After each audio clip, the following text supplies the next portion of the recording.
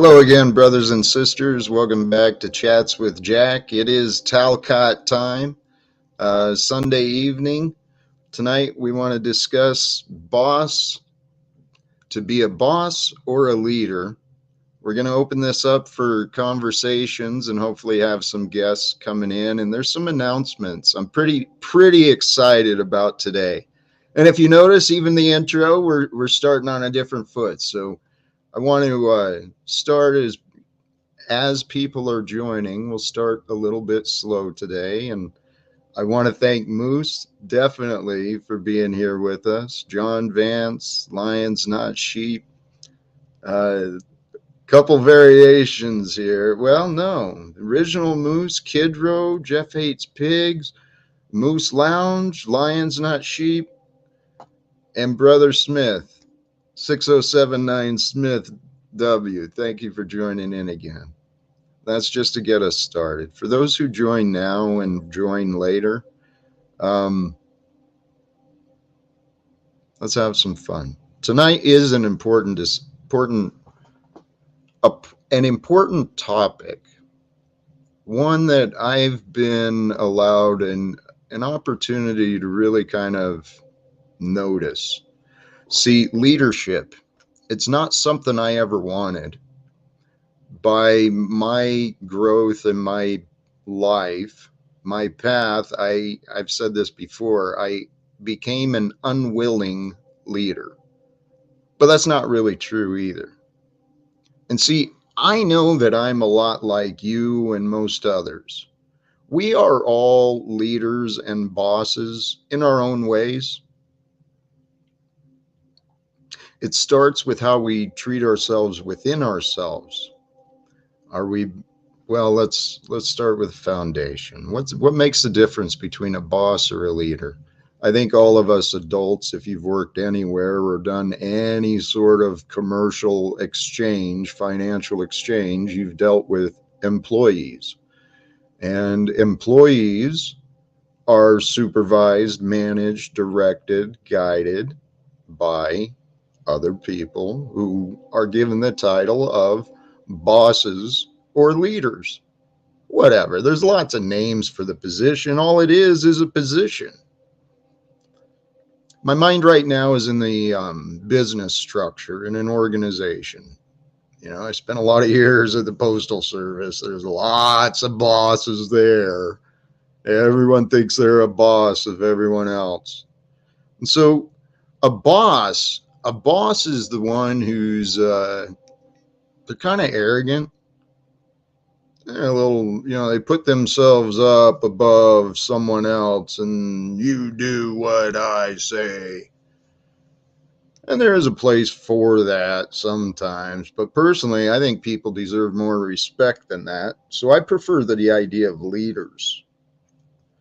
And in my lifetime, I had the blessings of being exposed to some really admirable leaders, from the military service to even my time selling cars to especially within the union and some of the organizations I discovered as an adult, Veterans for Peace being one of them.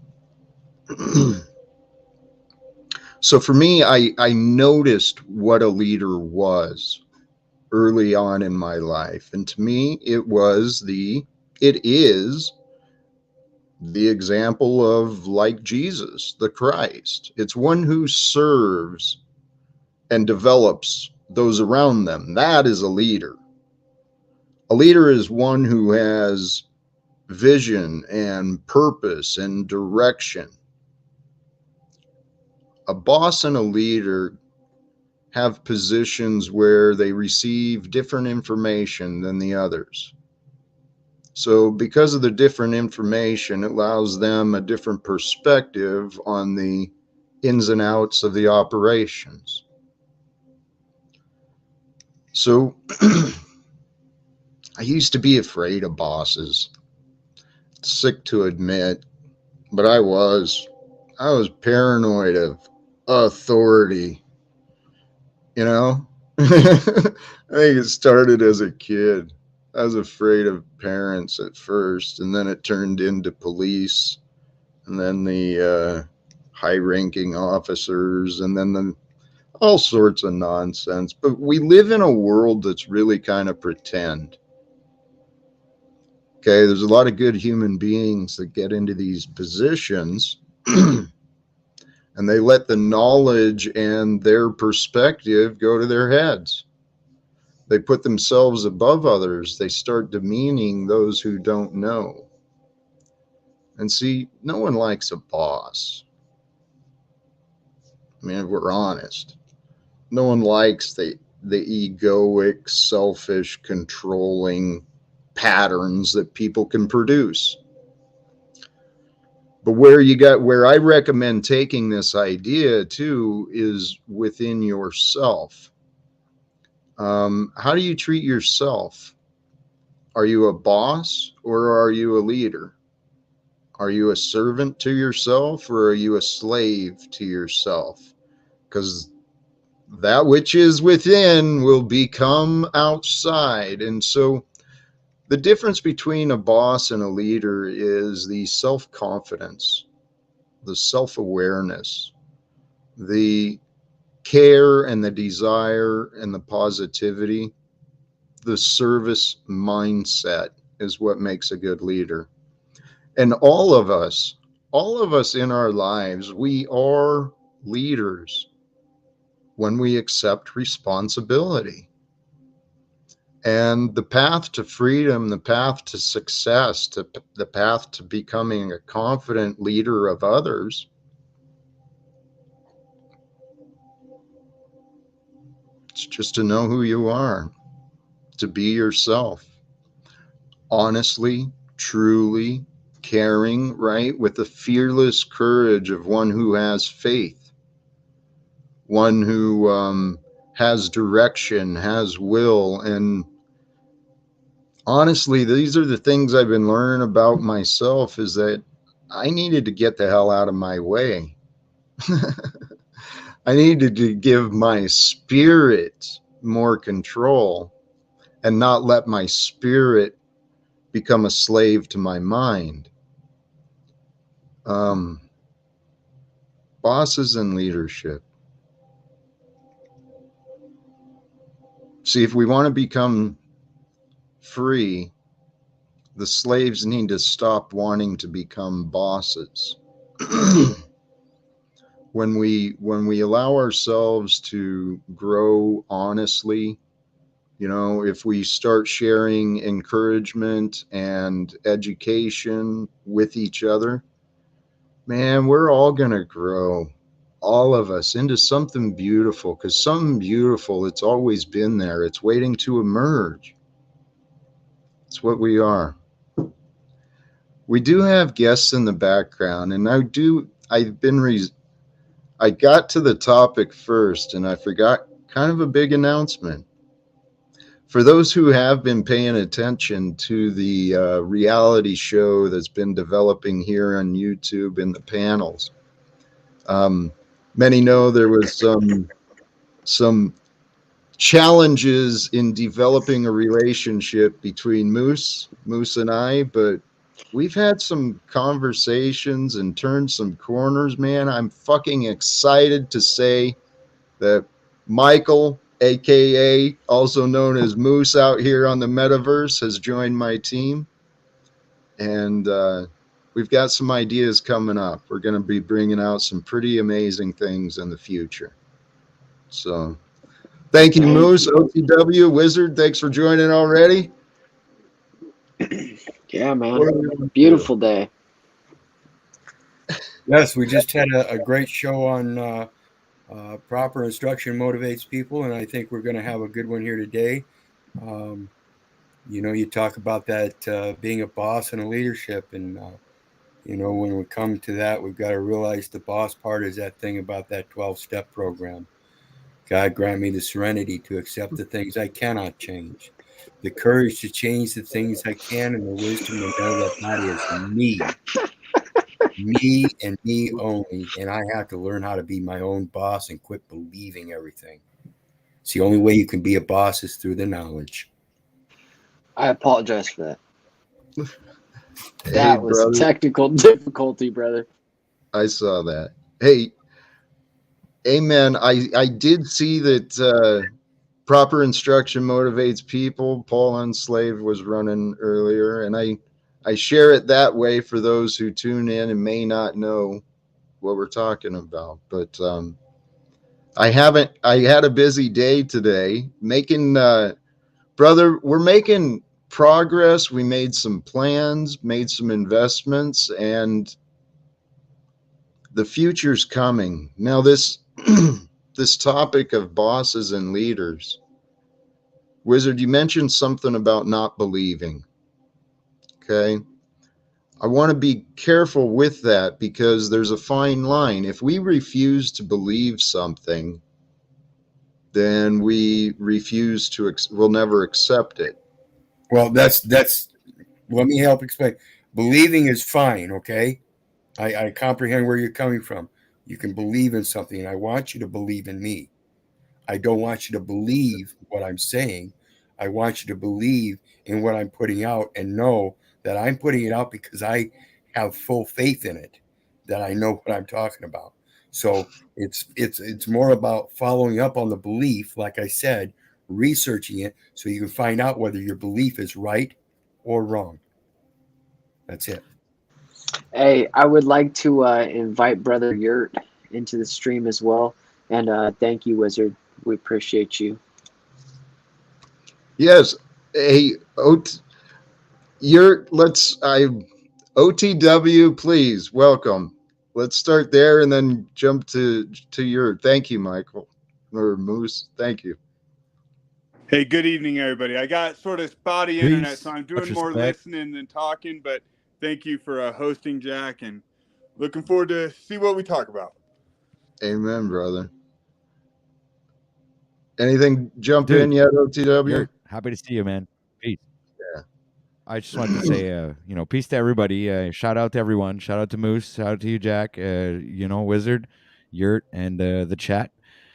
Peace. Yeah, and much respect. Amen. Yeah.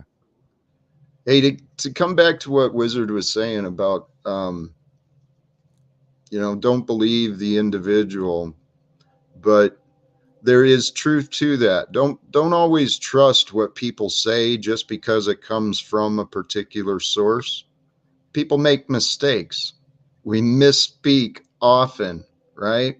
And in addition to that, we individually, we don't always receive everything that's offered too. So it's really easy to get confused. Not to go on and on with it, but Wizard's right. Each of us needs to find our way to the truth and to do a little bit of our own research and investigate ourselves. But something I learned for myself to simplify my life. I mean, there is so much we can learn. There's so many things to learn as a human in this world we live in. But we don't have time to learn everything, not on our own. We don't have time to do everything on our own. I mean, when you Of course, but Jack, so this is where you come in. A good leader, you jump in and you get your hands dirty and you do everything that you would expect other people to do, right? And then you tell them how to do it. You know, that's what you did with me. You turn around and you were like, hey, this is what I need done. Boom, boom, boom, boom, boom. This is how to do it, and then bam, it's done. It's like, kind of, thank you, yes, but to me, what you described, that sounds to me more like a boss. And what I see as a leader, the best way to be a leader is to develop and grow the talents that others are bringing. That's what I realized about Moose is he's got so much knowledge and connections. He knows of things that I do not. And so if I can allow him some trust and some ability to be himself, he's going to bring himself with what he sees as direction. And so that's what leaders need to do. Right. Hey, what's up? Please. Yeah, can I say something? That's the parable of the talents. See, in going forth with 5 talents, you're supposed to come back with 10. So it is truly a matter of going forth and teaching to those that are willing to learn and give in exchange, as well as you being open-minded enough to understand that you should be accepting of what they have to offer in return. Whether you think of it as a equal exchange or whatever, you're supposed to accept it as such so you can pull from it and learn from it. And that's the thing a lot of people don't want to do with their own experiences in life when they have to face troubles and trials and tribulations. They don't want to learn from them. They don't want them to happen. And therefore, they don't want to remember them or reflect on them. And I urge you, those are the points that we need to, so that we can help bring that balance in our life, so we can recognize them when we face them again. I think I got what you were saying. We've got to be able to recognize that none of us are perfect. And so when we see the faults, we've only got to see the faults as a characteristic trait, not again as the whole man, the whole person. Beautiful. And in addition to that, I'd also like to add, it's not just, it's not just a small part of the person, it's a small part of the experience, right? Because people do make mistakes, but they can surprise you with the good as well. And the part that inspired my thoughts that you said, Wizard, was about the acceptance. We've got to accept that there's wisdom to be found even in the people we don't like, even in the opinions that oppose everything we stand for. There's wisdom to be found. And what I found in my past, though, is there were times in my life where I literally convinced myself that I could not understand and that I could not believe. These are powerful words. That word can't. Please, for the safety of you and your loved ones, get that word out of your mouth. Amen, brother. Amen. Because when we convince ourselves, I can't believe this, we'll never allow ourselves to understand. We'll never allow ourselves to see the information that's just like right there, right in front of our faces. God is mysterious. And that's where I've really found myself going, is humbling myself to the magic and mystery of this experience. That there's, you know what? I've heard so many crazy stories from people. There's very little I disbelieve. What I do have trouble believing, though, is that that wars are going on and slavery is continuing. And we're going to take care of that. We're totally going to take care of that. But tonight, we're talking about the differences between a boss and a leader. Oh, OTW, yeah. You're here today. What do you think about that? What do you think the difference is?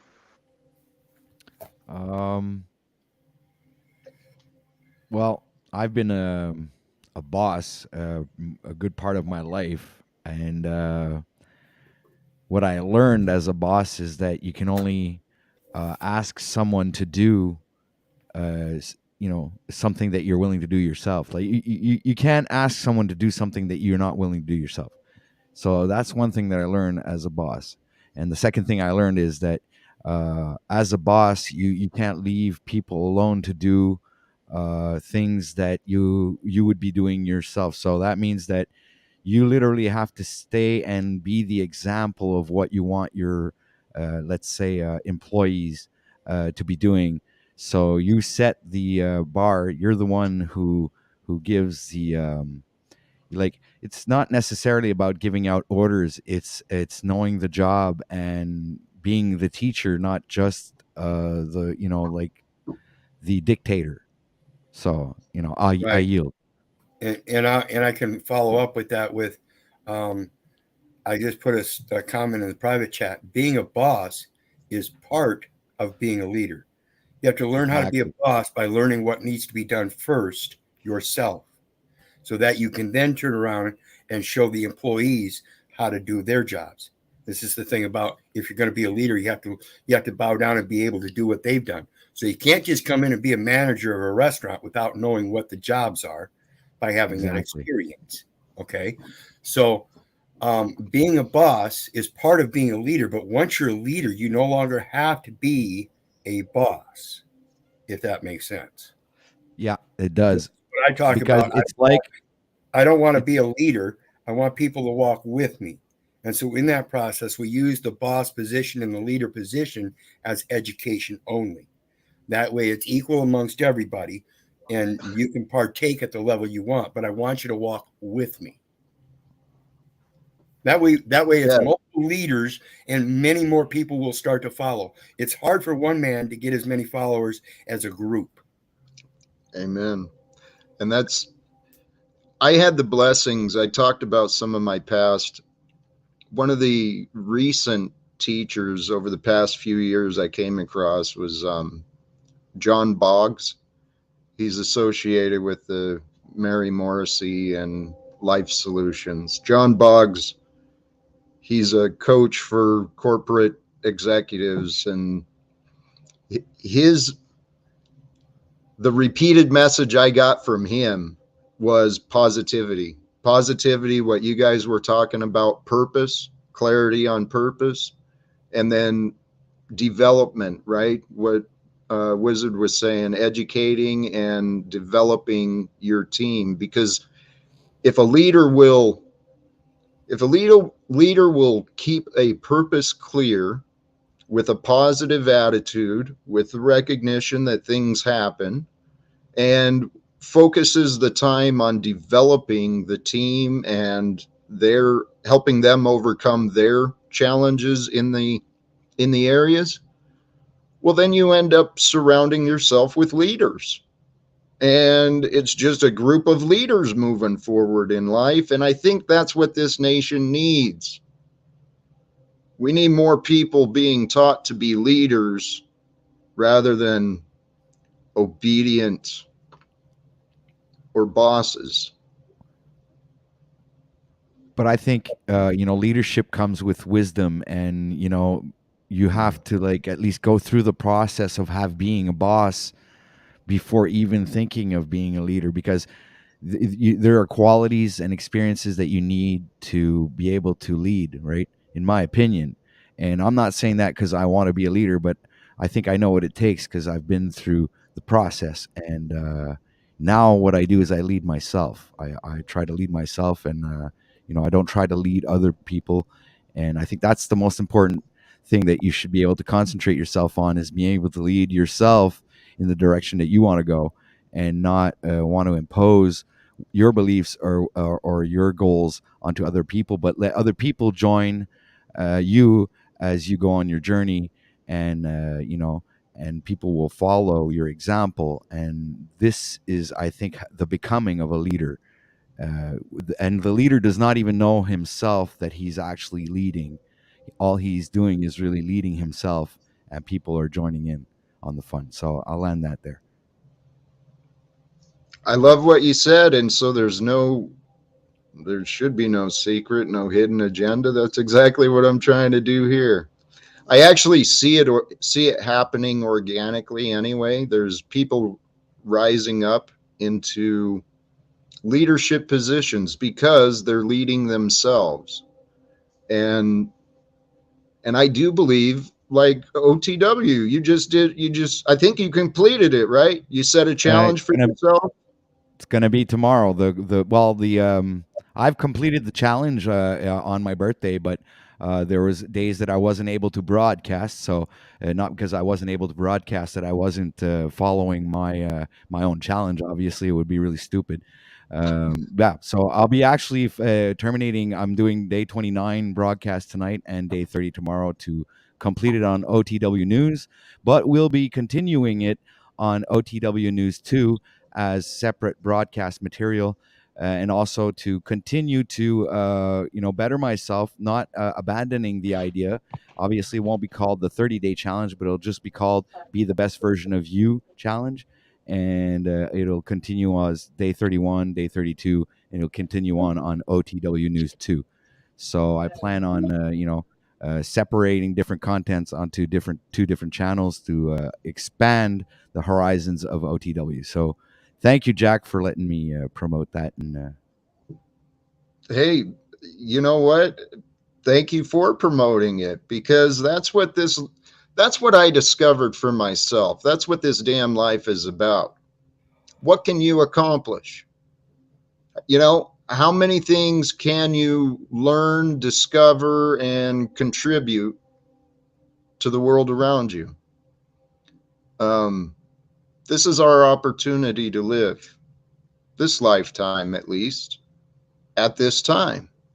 And so that was you. Your promotion is exactly the point that I'm making. You know what? I know that your efforts and what you're sharing, that part of your life, is inspiring others to look at themselves.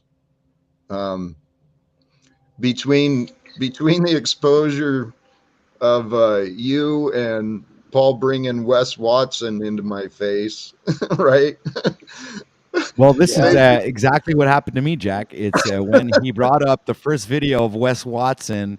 It just hit me like a ton of bricks, because I thought I was all that. I thought I was the shit, man, until I saw the Wes Watson video and I started realizing, okay, wait a minute, there's something I'm not doing here.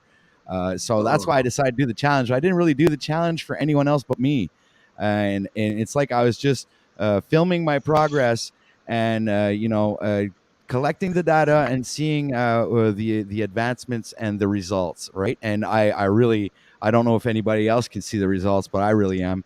And this is the encouragement, because when I look at myself in the mirror now, I just don't want to stop.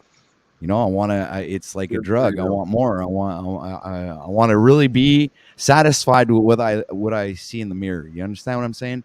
Yeah. So I think by doing that I'm gonna better myself. And is OTW now for just me, or is that everyone? I didn't notice anything. Sorry, I think it might be you, Moose. OTW, what's your diet? I do intermittent fasting. I drink just one power smoothie superfood during the day, and in the evening I have one good meal, and and then I go and I do my exercises, and I'm also very active during the day now. I used to like fucking up in front of the computer doing all kinds of work on the land and shit like that. So procrastination is actually becoming more and more rare in my case, because I was a heavy procrastinator. And there you go. So that's it. Yeah I remember before COVID, like I was like really into heavy lifting, and part of it is I wanted to bulk up. I guess is your goal like you want to be lean, mean, or do you want to like bulk up a little bit? I actually just want to be in really good shape and healthy. And when I look at myself in the mirror, be satisfied with what I see. So right now I'm still not exactly satisfied with what I see. So that's why I'm not stopping. I need to continue to be the best that I can, be the best that you can be, And I think when I compare myself, I've got some I'm just commenting because it's important to eating your diet is also half the battle as well too. If you wanted to bulk up or anything like that, or making sure you have the right protein or the right supplements, is also half the battle as well too. It's not just working out. That's what I found anyway. OTW when I wanted to bulk up. OTW, have you ever heard of a product or a plant called duckweed? No, I haven't, sir. It grows in most ponds, even up in Canada. You can pull some out of the pond and get a small little, like a kiddie pool or something like that, and literally throw it in there. Make sure you don't have any snails in there because they will eat the shit and they will cause lots of problems. But basically, the reason I tell you about it is it's about 40% protein by volume. Wow. So if you're looking to bulk, it's the most nutritious, or excuse me, it is one of the most nutritional dense foods as far as protein that you can get. Yep. One of the best greens you could ever have. And it grows, it triples or it doubles in 3 days. Wow. It's real small. So, I mean, it takes a lot. Like I said, you're going to use that kiddie pool, probably half of it in a smoothie. But definitely a way to go. That's very that interesting. And Thank you very much for that information, man. I'm going to look that up. Stinging nettle is another really good one. It's going to help with your protein uptake as well as your ability to process the testosterone in your body to actually do what it's supposed to do. Stinging nettle is great as well for arthritis. And I'm not a doctor. This is not medical advice, and this is not Jack's advice. This is merely something I'm saying. So this is not on Jack's channel as far as opinions. Nevertheless, just to clear that, if you're ever interested, I've got a plethora of herbs that you could easily procure and really do some big fucking gains, etc. There's there's a lot of information to be found regarding plants, nutrition, the way our bodies work, but similar to the discussion we had, I encourage you to lead yourself. And just like Wizard is urging, do your own research. But absolutely, whatever you're doing, I don't think there'd be much disagreement. Go natural, get the chemicals out of your diet, right? As much as you can. Go to a more pure and natural diet. You'll feel better. You'll feel more alive. It'll give your body the nutrients and stuff it needs to cleanse. And, regarding the goals, I love the questioning of your goals for the challenge. It's important that we know what we want, but at the same time, just love the experience, the journey. Know that you're improving yourself, and the more, what you were saying, brother, that is our spirit. The spirit wants more. And so you start taking that first step towards improvement, the spirit gets in, you get yourself filled with that feeling of fulfillment. Once you start moving forward, making progress, dude, that feeling of fulfillment, gratitude, confidence, fuck yeah. Get yourself to be more. It's about the commitment as well. It's committing yourself to something, being dedicated and being disciplined, Yeah. And I think that's yes, go ahead. Have you ever read a book by a guy by the name of Gary Scott Bishop? It's called Unfuck Yourself. No, I haven't. That's a good one. Great. I like the title already. Book. Great book. All right, man. Phenomenal book. I had to get rid of a lot of the excuse. There's an audiobook on YouTube that we could hook up together and we can maybe exchange information. You seem to have a lot of good. Yeah, I can throw it in the private chat. I wouldn't do that, brother. What's that? I said I wouldn't do that, brother. Oh wait, who's all on panel? Oh, never mind. I'll catch up with you on another private chat. Oh, okay. I was messing with you, brother. I appreciate it. Are you subbed to my channel? I'm gonna go live tomorrow morning with my Grand Rising show. So, yeah, come on panel tomorrow. We can hook up. Right on. if somebody could put your link in the private chat, then I can sub up. Or what is it? Is it just OTW News? All right, I got my job. Moose, I got my job. Continue the conversation, folks. Thank you, Moose. Much love. Moose, make that happen, please. Thank you. Hey, well, yeah, bro. It's there's called no- OTW you're not- News, Nubs. this You just boss look it up on bullshit. It's really easy to Make find. it happen. No, Nubs, that's the topic that we're talking I got it. about. You can show respect to other people and be even grateful. Moose, did you feel disrespectful? Yeah, Moose stepped right up. He made it happen, and that's all we were mentioning. It wasn't a directive, or it was no. That was one man talking to another man. Hey. Cool. Thank you. I'm grateful. He's new at it, and we're just trying to help. Here, I got it. Well, it's in private chat. Here's the point. On this platform, with me around, Moose doesn't need to speak up for himself. I can point people out when I see them being disrespectful, Nubs. And that's what I was doing. So part of my maybe sensitivity to that is to the repeated absolute disrespect from that man towards me. So I overlooked the past and allowed him to join the company and for us to get along, but but it's not with me. It's done for tonight. Did you just it's kick up to you. No, I believe he left on his own. He's here. Okay. I was added me. him. Oh, that was me. I missed what you said, obviously. What was, if you don't mind? Oh, no, he was just saying how it's a new day and how the relationship is anew, and he's giving you a chance to show him some respect and be part of the crew up here, or, he doesn't want to have to throw you out, basically. Well, if he throws me out, that's on his own consent. I mean, just like if I were to have a panel, he has a right to speak. It's not about you, Nubs.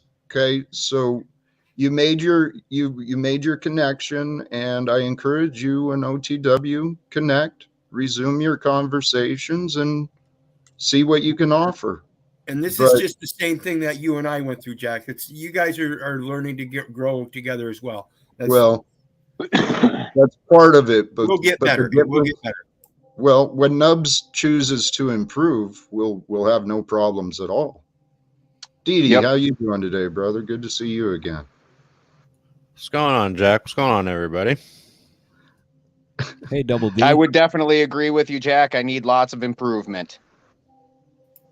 Yep, we all need to learn how to admit that, and I think DD214 is one of those guys that shows that that's what he's searching for, is to better himself, no matter how anybody else looks at it. Graciously appreciate your appearance today, brother. Welcome. Yeah, welcome, bro. Thank you. Yeah, it's a big topic, boss being or a leader. You can be both. You can be a boss and a leader. You can be a bad boss. You can be a bad leader. Bosses are typically running a business. Their management. They have things that they need to accomplish, whereas a leader will help you accomplish them. You can be both. You can delegate. Being through the military, I'm sure you saw great examples of both in many different ways. I know I did. And that's kind of what we were talking about earlier is the fact that boss and leader can overlap. There may be a time and place for each approach. Personally, there can be a boss for a leader. Like for instance, right now, like if I use you as the example of your own broadcast, you are presently the leader, and Moose is kind of like one of your bosses, right? It's like That's nice. Hey, that's interesting. Yeah, until humans learn to communicate with each other better, until we learn how to cooperate and get along, there will be a place for bosses. You'll need that powerful hand coming down and saying, hey, these are the rules.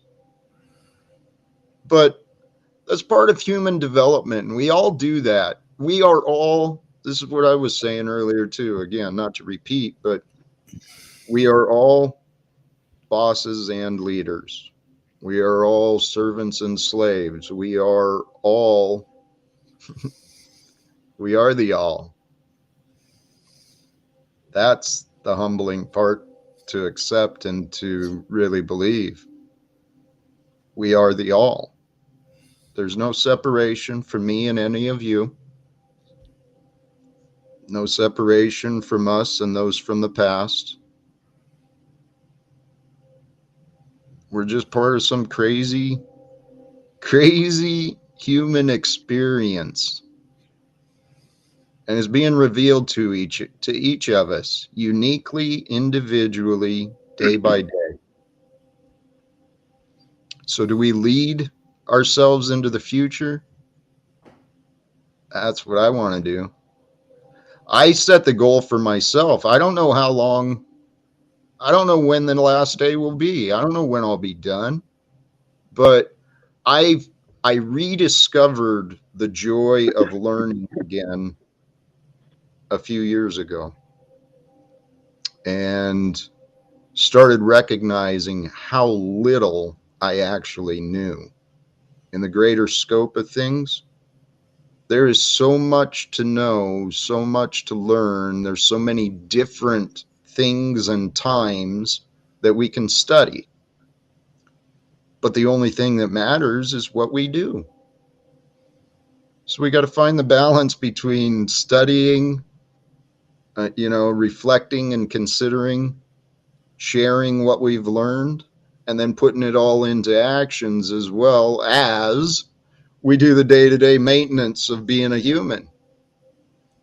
And I never realized it, man. When you stop back and look, when you really try and conserve your energy, it takes a lot to be a human.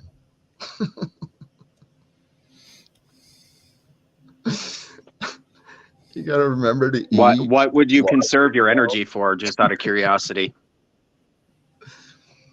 Oh, I love that. While considering the concept between boss and leader, I was thinking about the difference between selfishness and service, generosity. And damn it, the question you just asked me, I meant to get to it. I forgot what you said. Okay. Never mind. See, that's where I'm supposed to hop in there and save you, but I messed up on that one. Hey, no worries, no worries. There was a point, and you brought up something that could be discussed, Nubs, and what I said was, what are you conserving your energy for? Oh, thank you. The benefit of conserving. Thank you. Sorry about that. Well, as a leader, you want to conserve your resources, conserve your energy.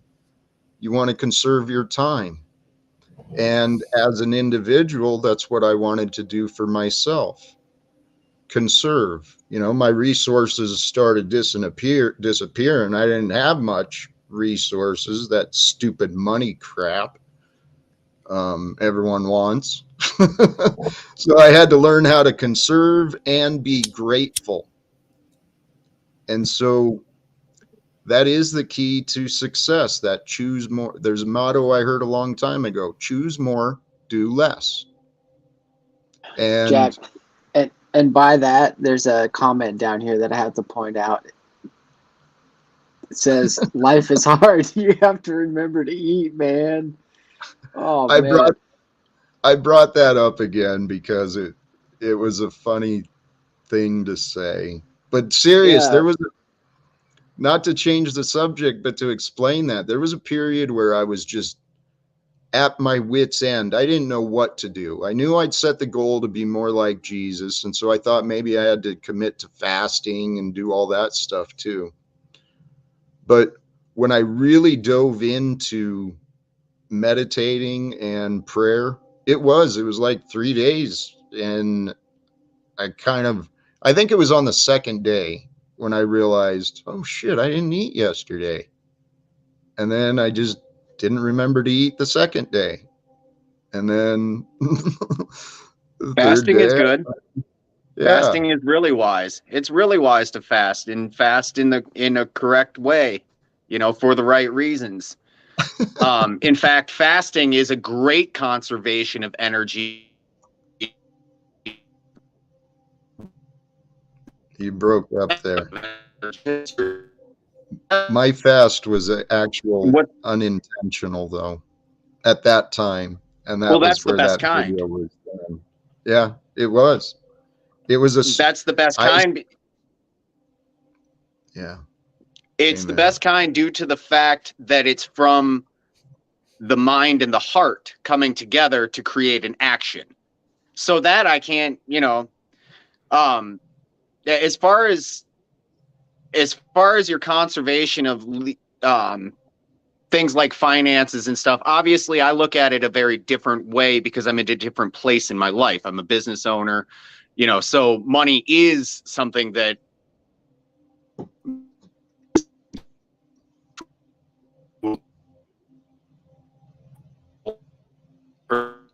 you're frozen up. All right. So just as your producer, I'm going to say we're going to have to say, Nubs, your internet sucks. Can you hear me? Yeah. We have Brother Yurt here. Brother Yurt is on limited time all the time. that's OTW right. News. OTW News actually put his stream back. I asked him to put his stream back 30 minutes so he could spend some time with us.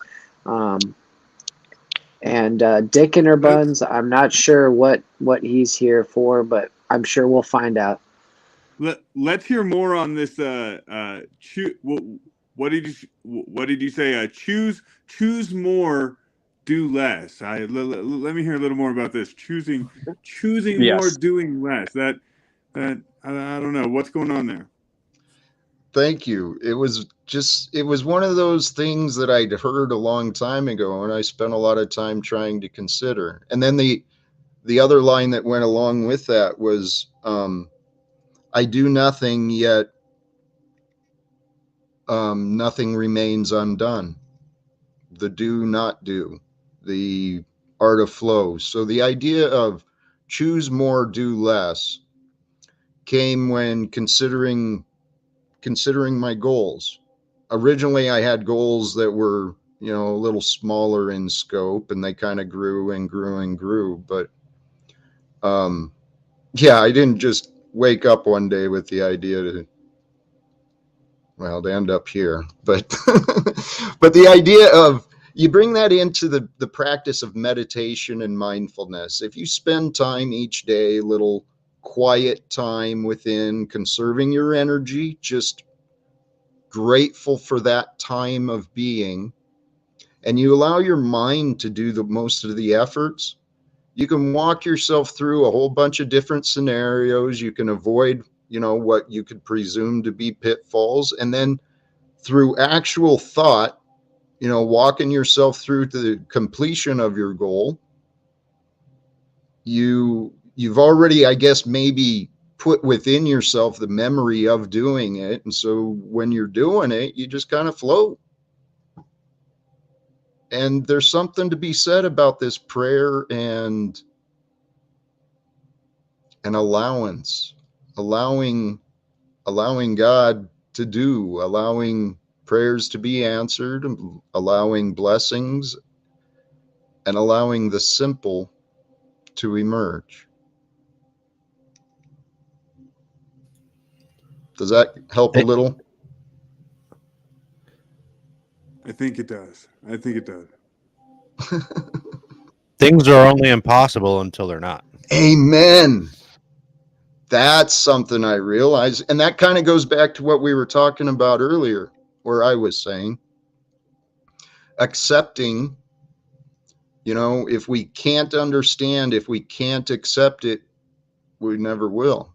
We'll never understand it. And then this world, this experience, seriously, thoughts create reality.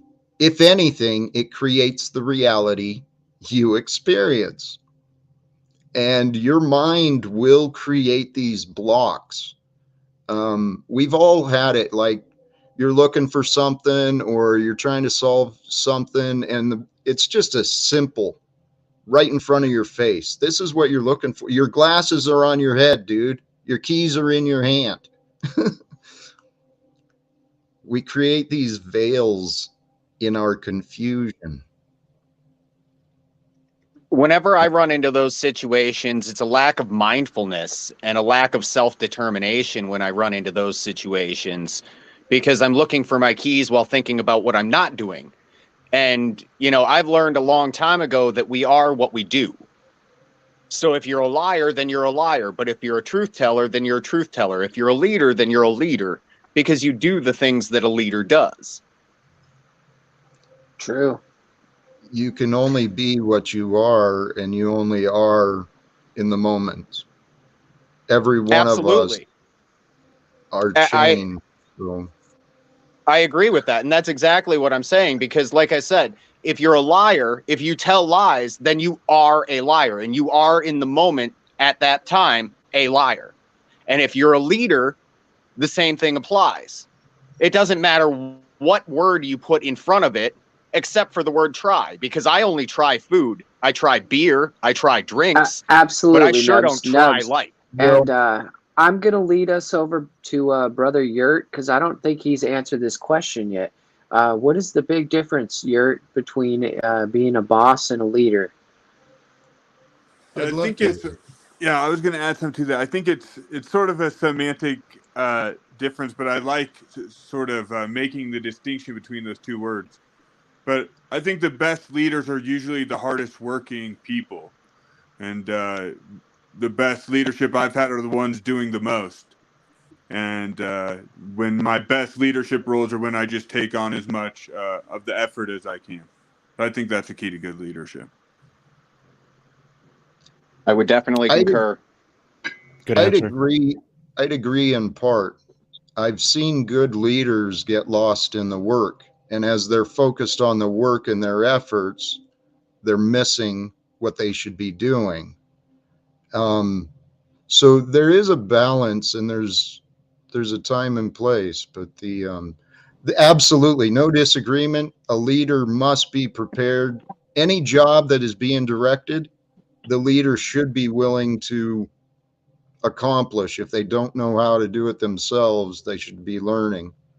Well, and I know what you meant too, that like sometimes bad leaders can use the amount of work that they have as an excuse. They're always so overwhelmed with work, but they're actually never accomplishing anything, you know, of substance too. I understand that aspect as well. Damn, that is a good point, man. Good point. I love that you brought that up, and I think you can respect too. There's been studies about how inefficient most jobs are, how people will go to their job, get compensated for an 8-hour day, and they really actually do like 2 hours of productive task. And these people, I'm guilty of it myself, used to go home and tell myself, oh, that was such a hard day. Oh, I worked so hard today. Fucking just, there's hard work and there's hard effort. And there's even those are based on perspective. Anybody that wants to come build boulder walls, come on over. That's the type of hard work I do not like doing anymore. It's so much fun, man. I get in that flow state like you were talking about, and I just put them fucking boulders right into place. You know, at least when you're done, you've got something to point to and say, I did that. And it's something that's going to last, isn't it? So I listened to that book last year for the first time, and I built a retaining wall, an average, you know, half a city lot in 3 days, 3 courses high, with 18 to 24 pound boulder, or 18 to 24 inch boulders, which range between 2 and 350 plus or minus, by hand, by myself, including backfill. That book gave me some intuition, man. I'm telling you. That's interesting. Hey, respect, man. What you described, that sounds like a hell of an effort. And some respect. Good job. The thing I picked up though is you were inspired by a book. Someone else had some techniques, some ideas, and shared the knowledge. And check out the book and you'll understand where I'm coming from. It's not about what he said. It's all common knowledge. It's the way it's put together. It gave me an understanding of something I already knew to be true, but didn't have the faith to stand behind it. Well, and the details for that, for it to work.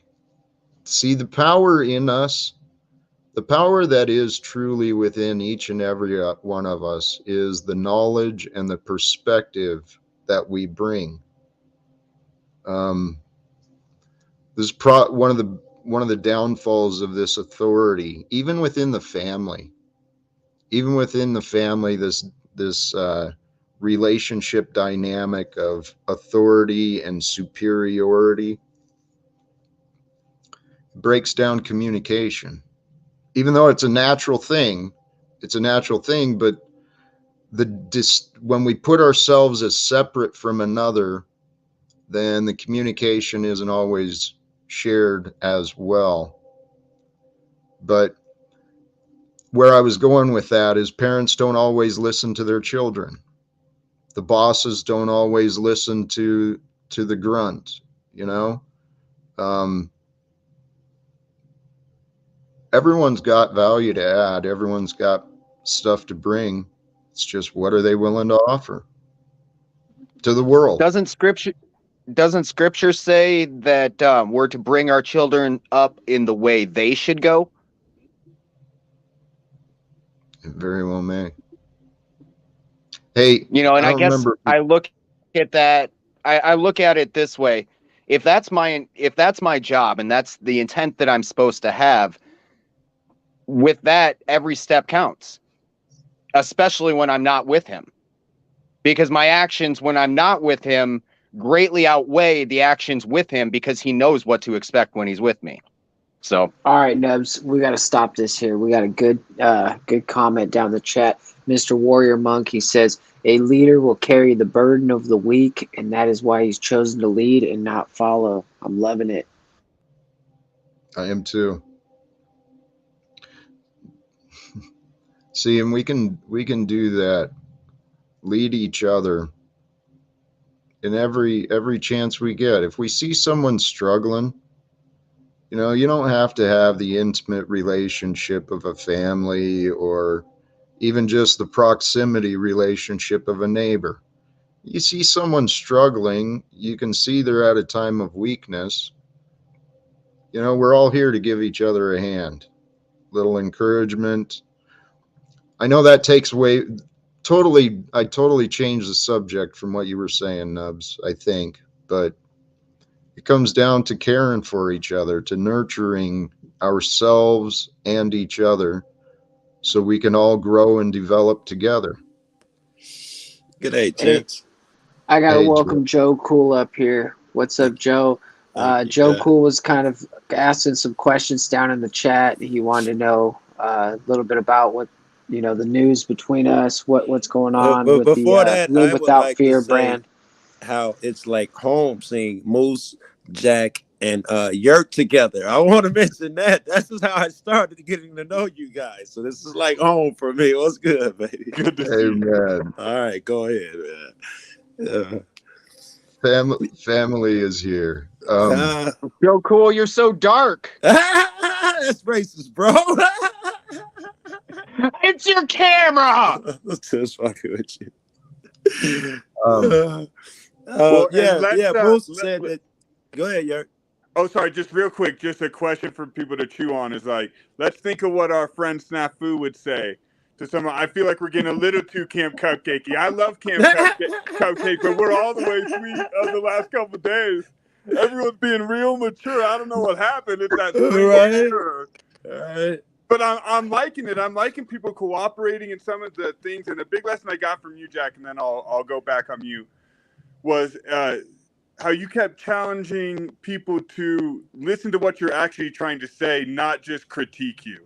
And I know I can do it too. Look for your fault automatically. and not even really digesting what you're trying to share.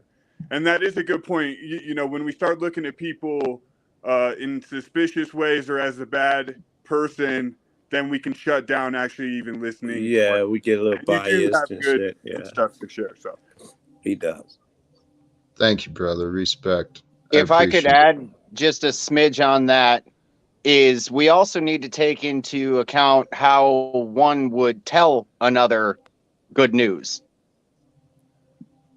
Be clearer, Nubs. I think I know what you're saying, but so in other words, if somebody's a smartass, maybe that's just the character of the person they are. Much like myself, I'm kind of a smartass. If you know anybody, I guarantee you, Yurt will attest to that. Moose will attest to that. Joe will attest to that. Wizard will definitely attest to that, and I think that's Dick. Dick will probably attest to that. I'm just a smartass. So you're saying take that into consideration. Absolutely. Too. Don't take that as an attack necessarily. I'm just being me, and I'm a bit of a jackass. Listen to the words that are being said, not the way it's being said. Exactly, and that's why he's here tonight. Hold on. Both are true. Amen. Listen to the words that are being said. Determine if the source of the words is a liar or not. Determine if what you're hearing is a lie or not. And consider is the excuse of a smartass, is that an excuse to justify lies? Definitely not lies, right? No. You know, I don't need to lie. Yeah. All right. Manipulation of facts, gaslighting, those type of things, they're easily presented as lies, distortions of truth. You know, so you're right. People who have the character of a jackass, they don't often really worry too much about the validity of their words. Nubs, I don't accept excuses, but I do forgive. I'm not looking to give you an excuse. I'm just telling you how I am. I know. You care about how you think you are. And Jack, Joe, he was asking about what's going on here. I think he was excited about that. If he wants to hear about something else too, that's fine, because Joe always brings good energy. I'm sure he's lighting up a blunt right now, and I need to restock myself. Smoking a bowl. Hey, amen. Joe, you do bring a great energy. I love your energy, and I think you know that. Same. And I'm down for whatever. Even when you and Paul and them yelling, I'm having just as much fun. I do prefer this, though. I prefer the intellectual without all the emotion. This is what I prefer. Respect. And the good news. Yeah, I don't know what you heard or not. Yep, Moose and I, we've had some great conversations. We've had some, I think both of us walked away from the early conversations just inspired. I know I was. And we're getting some ideas for the future, Joe. Some really cool things, I think. Very good. So we'll probably go and touch on them later or something. Yeah. Well, the main thing for those who are around today, you know, make sure and do that subscribe thing and stay tuned, because YouTube is only one direction. And I think we have some important messages, not just me, but we have somebody who might be an agent of chaos in the back. His name is Fruitcake. I think he's welcome. Oh, yeah, Mike, bro. The audio is horrible. That is, in fact, Dark Vader. All right. We can't handle that audio. You're gonna have to fix that audio and come back here. 3PO. Hey man, that is holy cows. Hey, so yeah, Joe, there's some cool things coming forth. And where I was going, some of the things we've talked about is developing this a place where people will want to come and join, have some deep philosophical, some good conversation. Yeah, I like that shit. Yeah. Right? Yeah. We're going to try it again, guys. Fruitcake. Darth Vader. He's got that Southeast Asia internet. That's Star Wars. I am your father. Hey. Sound like one of them fighters flew past. This could be the spirit keeping us moving. So here's a question hey, back to the topic of conversation. Hey, before we do, please, Jack, you are being very hostile to a dude. I don't particularly know the history. If you could just listen with those fresh eyes, even if he's being a dick and you are reading ahead and you are correct, could you just be a little more kinder or something so I can hear it, Nubs? You're angry. Well received. That's what I'm thinking, and I should have brought that up earlier too, but I'm slipping over here, slipping. Hey, slacker. We're doing great. Yeah, no, what I actually loving this. Go ahead, Nubs. Please continue. What I was gonna say is, while we're talking about leaders and bosses and the distinctions between the two, do you feel that assuming that hypothetically we're both leaders, hypothetically, just a scenario, everybody, not just you and me, but everybody in the chat, if we're all leaders, is it not our responsibility when we see that another leader, and I'm asking for participation, I'm not asking for anything else.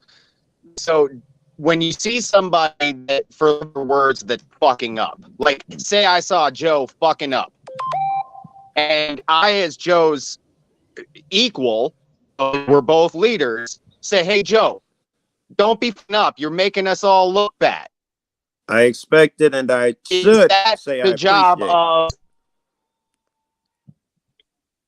You're Okay, roboting a little bit. That's the end of my question. Yeah, if it was a question, I don't know. You said earlier. I think that's correct. If someone has an equal, and I consider you cats equals, corrects me, that's your fucking job. That's what you're here for. If you don't do that, what good are you to me? I don't need my ego boosted. I don't need that shit. Hey, amen. Along those lines too, this is the message I've been sharing repeatedly. The reason we have oppression and censorship and we're paying for wars on top of education and survival, the reason this is happening is because people are enabling it. Everyone's enabling everyone's excuses, and everyone's just. I'm not part of that, everyone. No. Okay. So you had a question about peers correcting one another. Well, Nubs, let me clearly, politely point out your words and accusations said about me here on my platform, not today, but in previous times.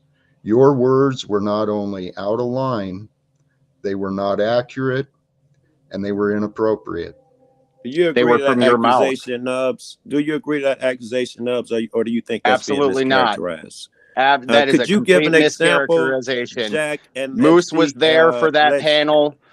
I was there for that panel, and you were on that panel. Jack, can you give an example, Jack, and then let's see if Nubs disagrees with you of what he said that was out of line. Now, let's see if he can justify it and back it up. Here's the argument the man presented against me here and elsewhere. He repeatedly made the connection. There's circumstantial facts in the information about me that he knows. He knows that my son is not with me today. Just the facts, man. Just the facts, Jax. What he's saying, let's not get too far into his head. My son is not with me today. He knows that I get on here and I talk about leadership.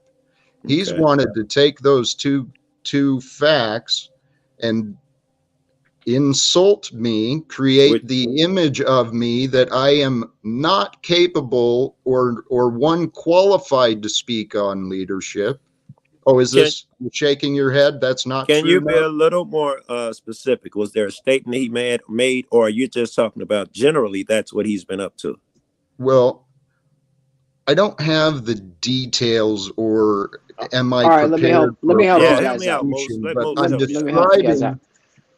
Hold on, Jack. So what happened was there was a day we were all here, and there was some agents of chaos here, and I think Nubs fed off that energy. I believe I was part of that as well.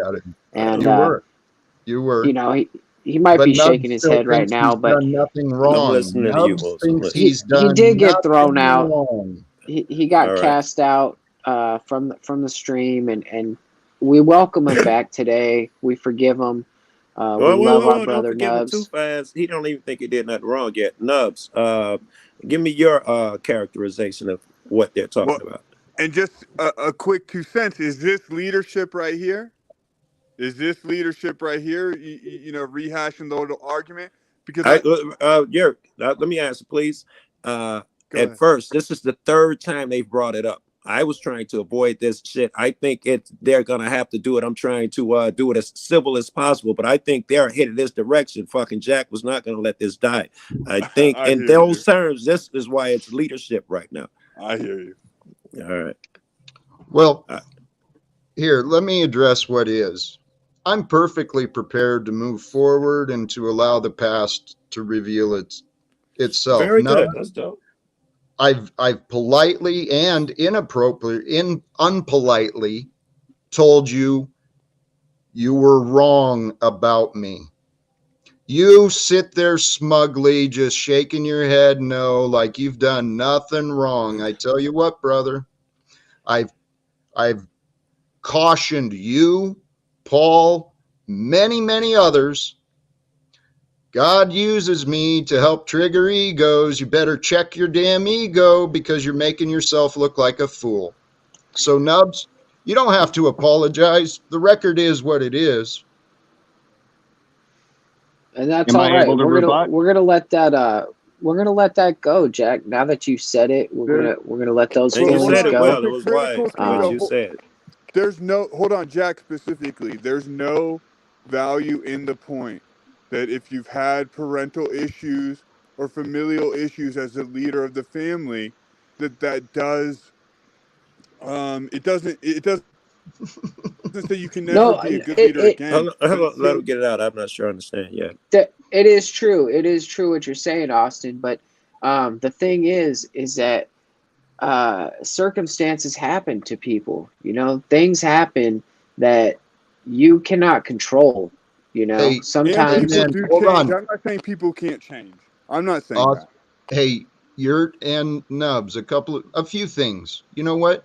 Yes, the relationship of a father could be some sort of credibility as to how they will have relationships with others. That is one factor to consider in the lifetime experience of a man like me. Of anybody. Okay? Yeah. So while there is some truth to that, the other part that Moose said, you think no leaders ever get betrayed? You think no leaders ever find fucking people who have motives different than their own? Am I able to speak? I think that's the norm. Am I able to speak? Before you do, I'd like you to consider the fact that you're judging me for what you do not know, and what you know of me involve the choices of others.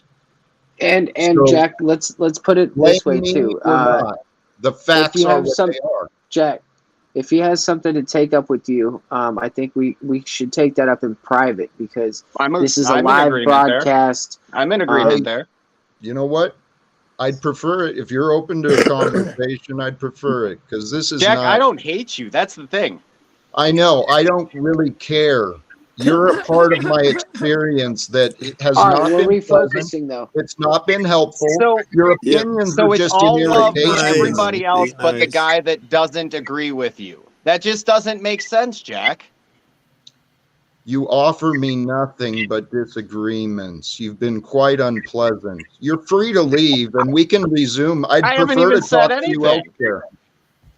Jack, you're And kind of what I sounding like said, a boss. Jack, let's refocus real fast. Sound like a boss. Is that what you His time said? is equal. I mean, Nub's time Not, is equal I'm not to hearing the anyone. leadership. I'm hearing boss, boss, boss, I boss. love it, baby. Well, there is a time and a place. There's a time We for all haven't heard things I'm from not and your all Joe things employee for though, a Cool. Jack. season. No, you I'm were my guest. You're no I was longer gonna my do that. guest at this time. You did that before I could, Jack. I just want to say, let's refocus this real quick. Let's go over to Joe Cool, because Joe Cool hasn't answered. What do you think the difference between a boss and a leader is, Joe Cool?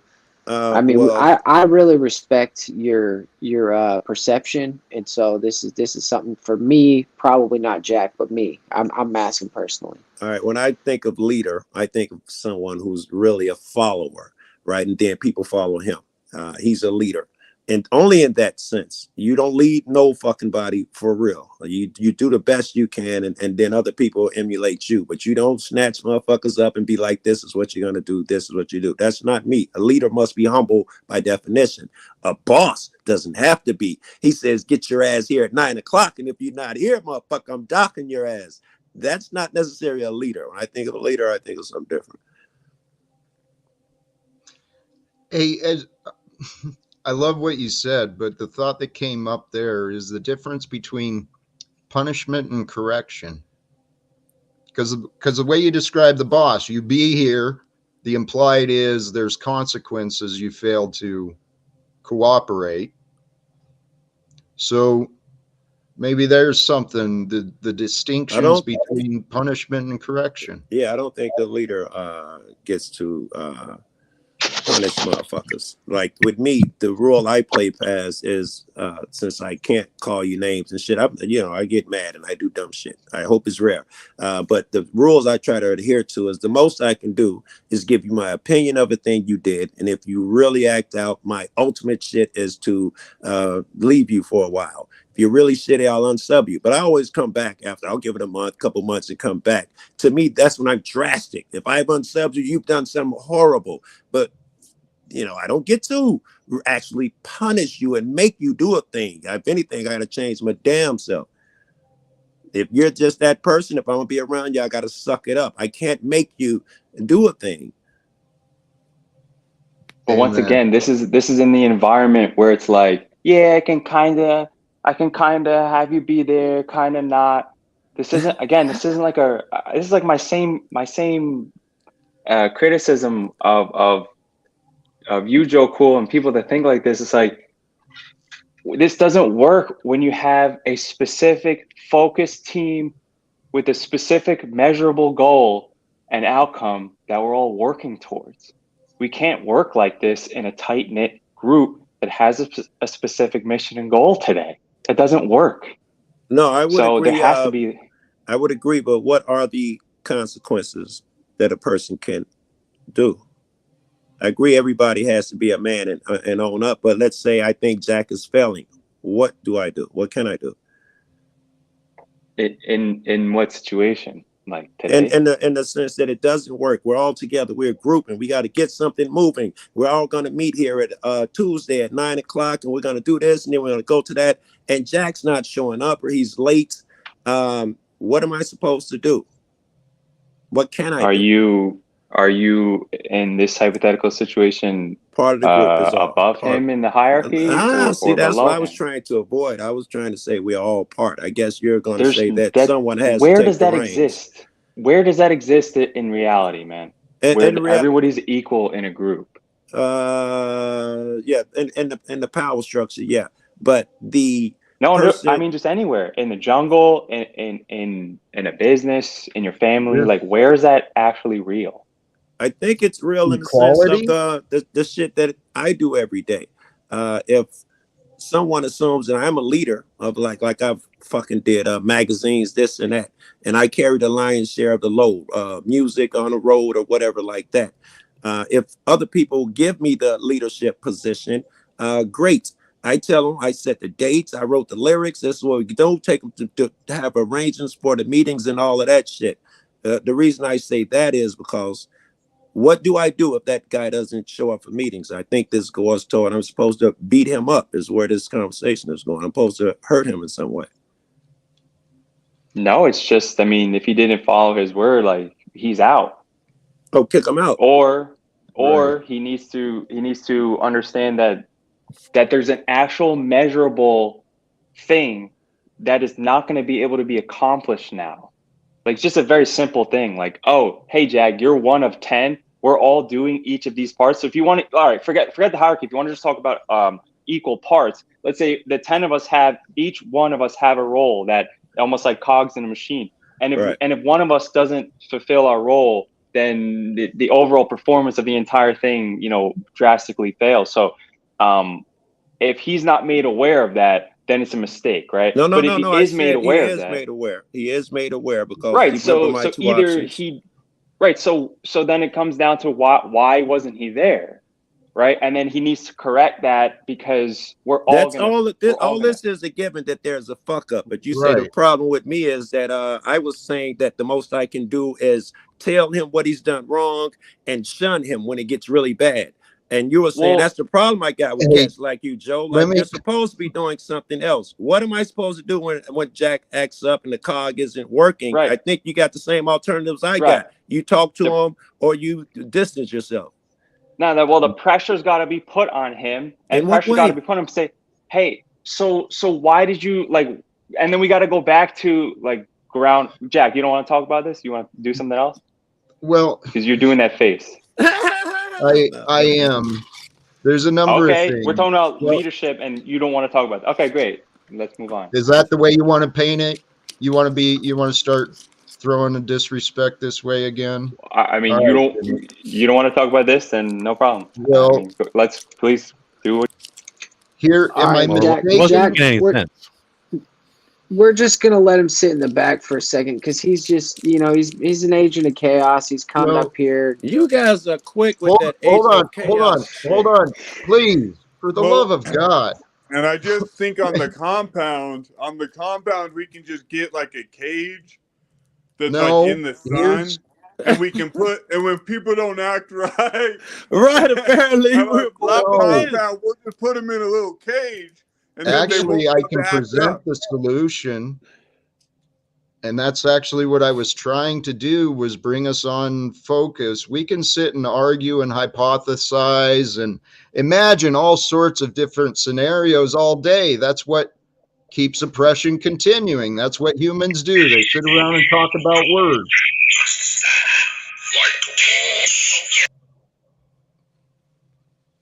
They sit around and talk about words. Well, people argue about words without paying attention to the meaning or bringing relevance into what the purpose of the conversation is. And Joe, what I heard you describing is something that I did want to kind of reinforce for those who might be listening. I can't remember the exact words you said, but folks let you down. What I heard you saying is you show yourself respect. You allow people to be themselves. You allow them to make mistakes, and you are forgiving. I hear that and I see that. Yeah. But there comes a point where each of us, we need to have our own boundaries, not walls to keep us apart, but we need to have boundaries for our time and our respect. I like that. And Timmy, I didn't mean. You and I, we butted heads a little bit, but damn it, egos come up with the things that I say. So please, what I heard you describing, I'm going to call it out. You said, where is this example of true equality, right? Yeah. So you're trying to make the argument that equality does not exist. And that's just nonsense, because there is no superiority, inferiority between a man. At the moment, there may be different perspectives and abilities, but it does not elevate or decrease the value of a man. So we are all equal. I agree with that. I say spiritually we're all equal, but like you said, in every moment there are different levels of ability of people in groups, right? That's all I'm saying. Like in any group, it's like self-evident that you don't make if you want to, let's say, design an event, you're not going to have, if there's 50 people involved, you're not going to have all 50 people like having the same ability, right? That would be dumb, because then nothing else will get done, right? So you might have like 3 people that are really good at event design, and they're overseeing, and then you have 5 people that are like skills, guys over there, all kinds of different skills, shit, right? So that's all I'm saying. It's like in any group, whether it's the 10 of us are on a shipwrecked island, and I'm skinnier, so I'm not as good as chopping trees as perhaps like a DD, right? And like you're maybe I'm the guy collecting fucking coconuts, climbing the trees and shit, right? Yeah, but we all have to be we're all honest. In my opinion, that still makes us equal. I go out there and I hate to keep bringing it to my cop life shit, but I feel the police, and I feel like I'm equal to the guy that sits at home and makes a call to the police station. We're part of the same bicycle. I was the fucking seat, he was the spoke, but we're the same. Yeah, but at the end of the day, it's like if people don't defer sometimes when they should, then there's a problem, right? And could be. That's correct. Sometimes, if I'm the coconut collecting guy, and I'm like, I'm collecting so many coconuts, and I feel like I should eat 20% of the meat, and you guys shouldn't. It's like, I just now see where you're going with this, bro. After all that time you've been talking, I'm just seeing where you're going with this shit. Yeah, he's basically I'm seeing it too. If you're not hunting the big ass fucking buffalo, then you're eating your coconuts. And he is saying, if you see the buffalo hunters over there, don't be fucking acting like you want. If they're telling you this is what we need to do, we got to skin them and hunt them and skin them before we can do this and that, then defer to that man.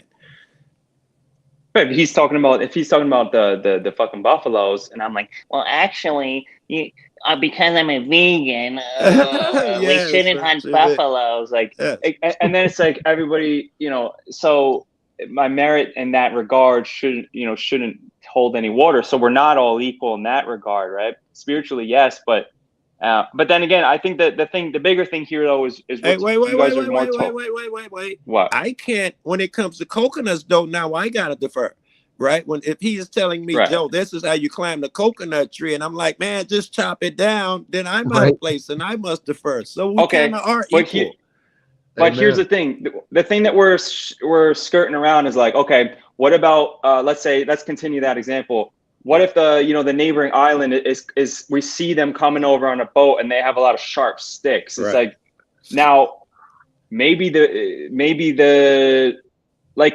if coconut guy starts going, you know what, I think we should just not prepare any weapons because we should be passive and right, and then somebody else is like, no, motherfucker, yo, you start sharpening axes, yo, you build a fortification. I like it. If everybody doesn't start like getting with that and understanding clearly that somebody has a penchant for leadership and is leading well, like everybody should be getting with that quickly. I'm saying that's a microcosm of what we're talking about here. Where we began, assuming coconut guy doesn't want to pick up a stick.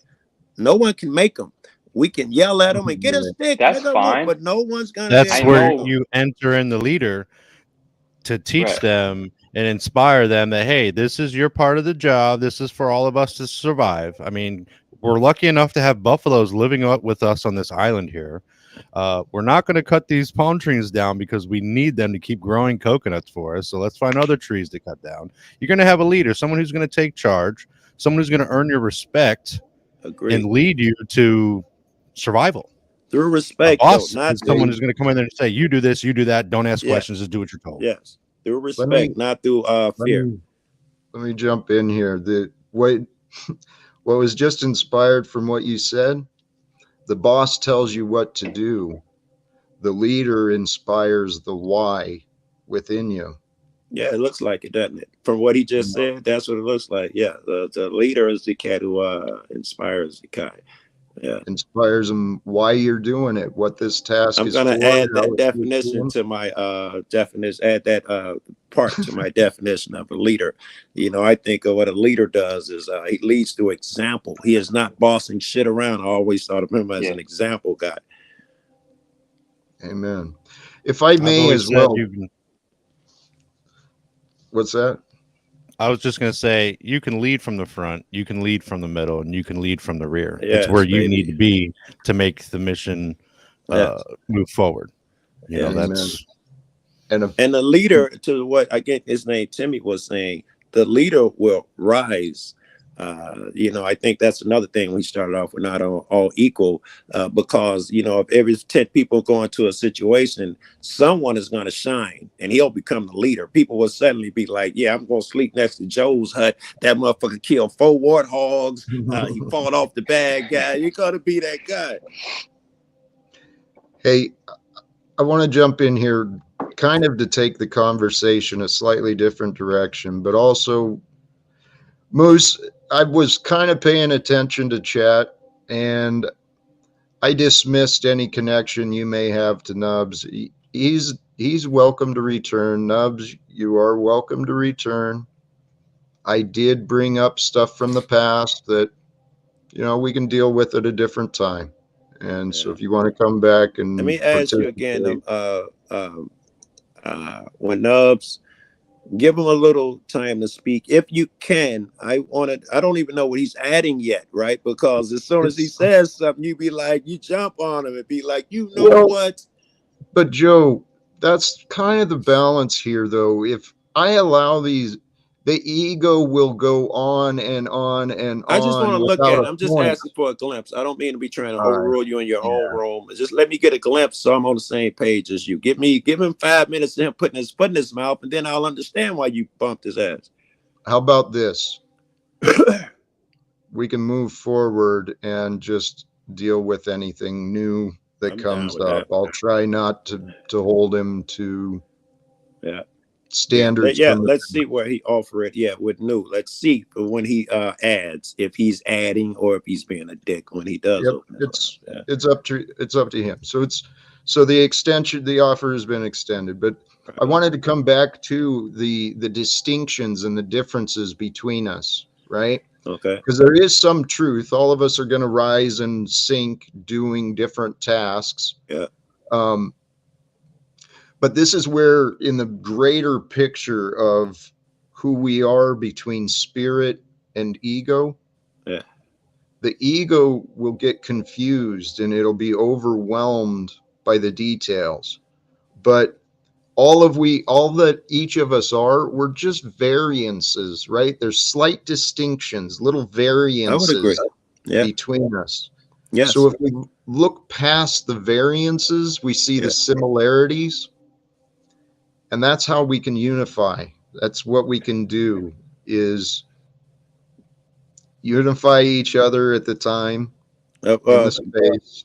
Yeah, I think you're saying that people are people, just to varying degrees. This guy is a little worse over here. This guy is a little worse over there.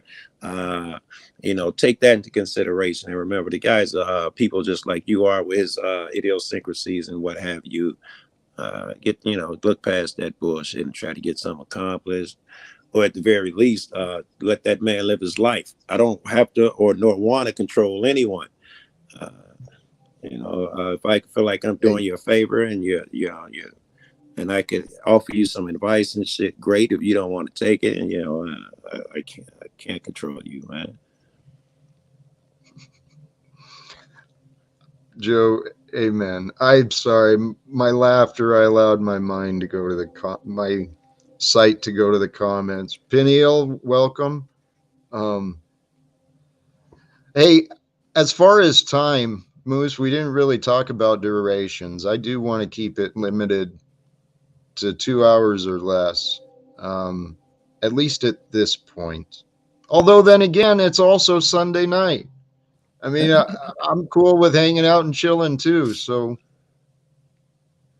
Yeah, I think. Yeah, man. As long as the flow's going good, it's all good. Sorry to interrupt you, Joe. No, I was just gonna say I think both of those are great. You try to set yourself to a time limit, and you also allow yourself when the moment is there.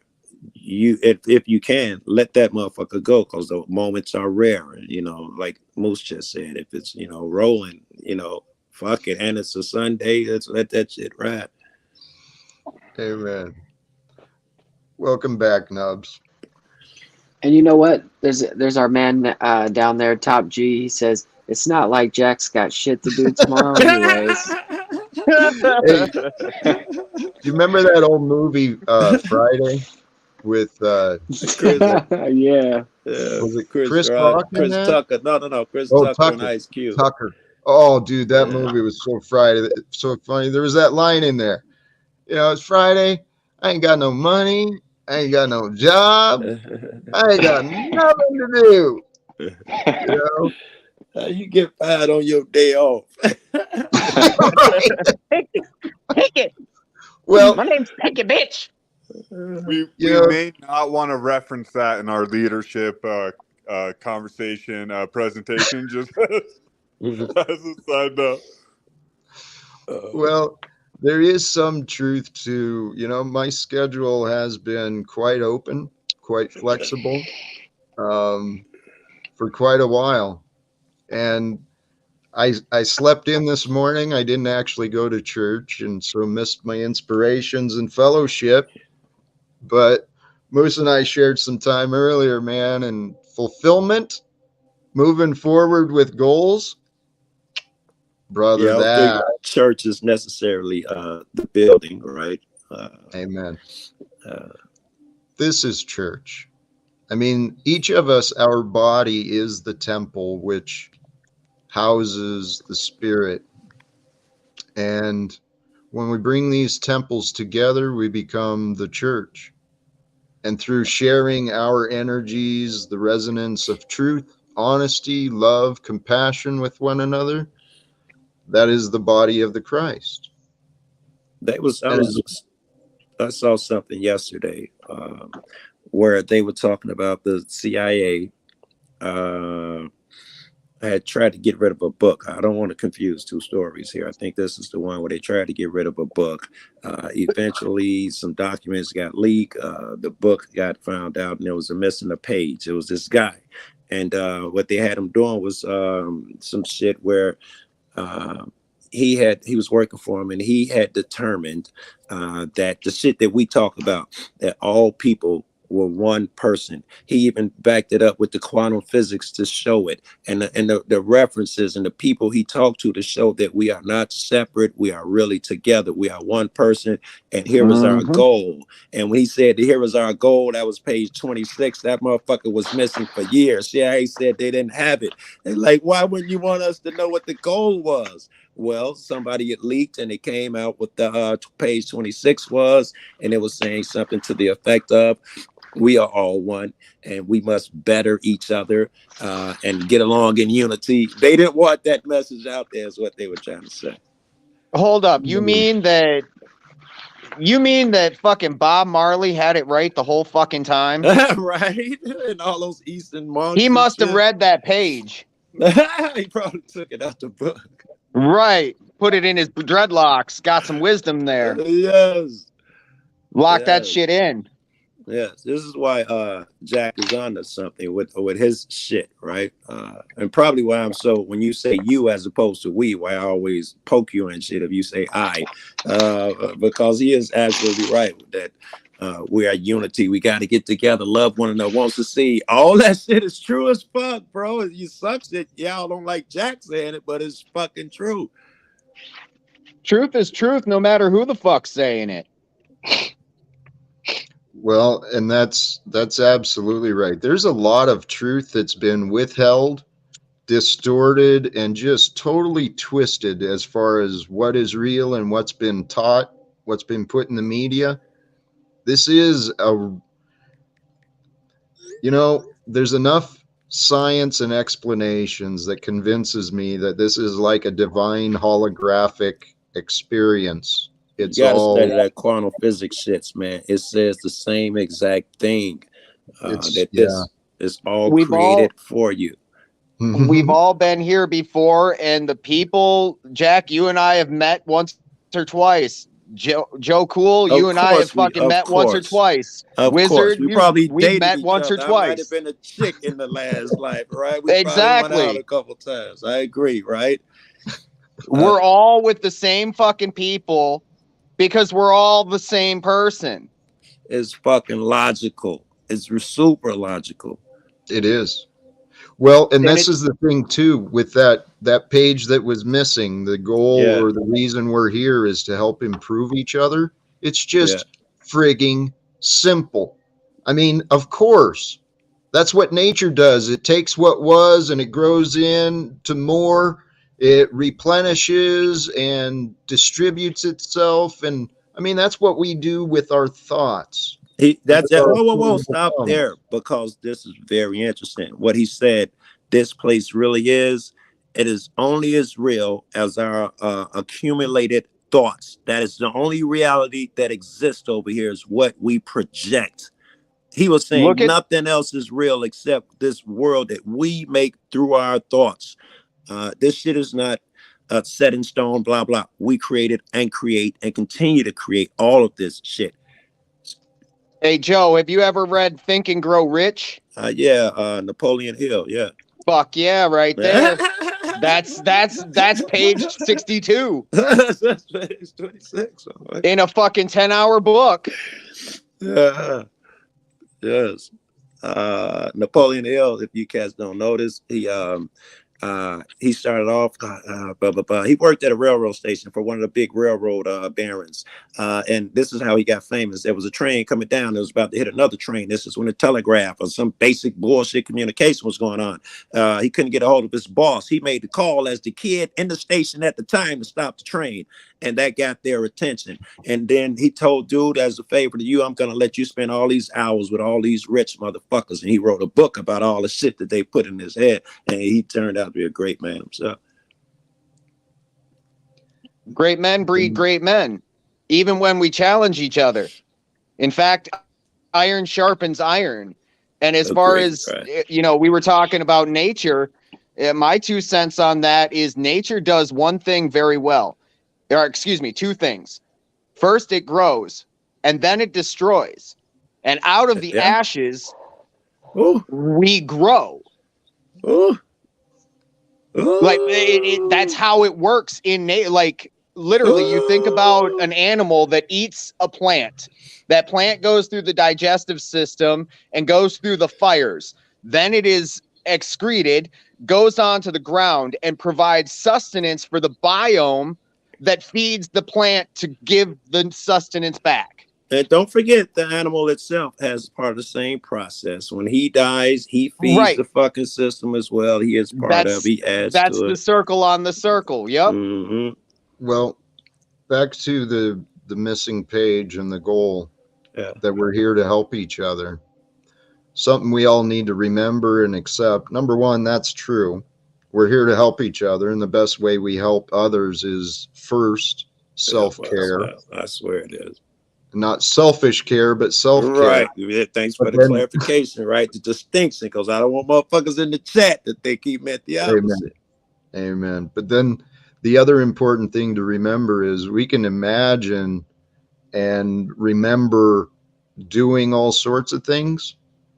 The only thing that matters is what we do today. What we do right now, what you create right now. We created this shithole, which means every day, if the things are going to succeed, they may not. Looks like Jesus Christ himself is going to have to change this. But assuming this shit worked up the way it's supposed to, you get up in the morning and you put good into this machine. Every day, what are you putting into this fucking machine?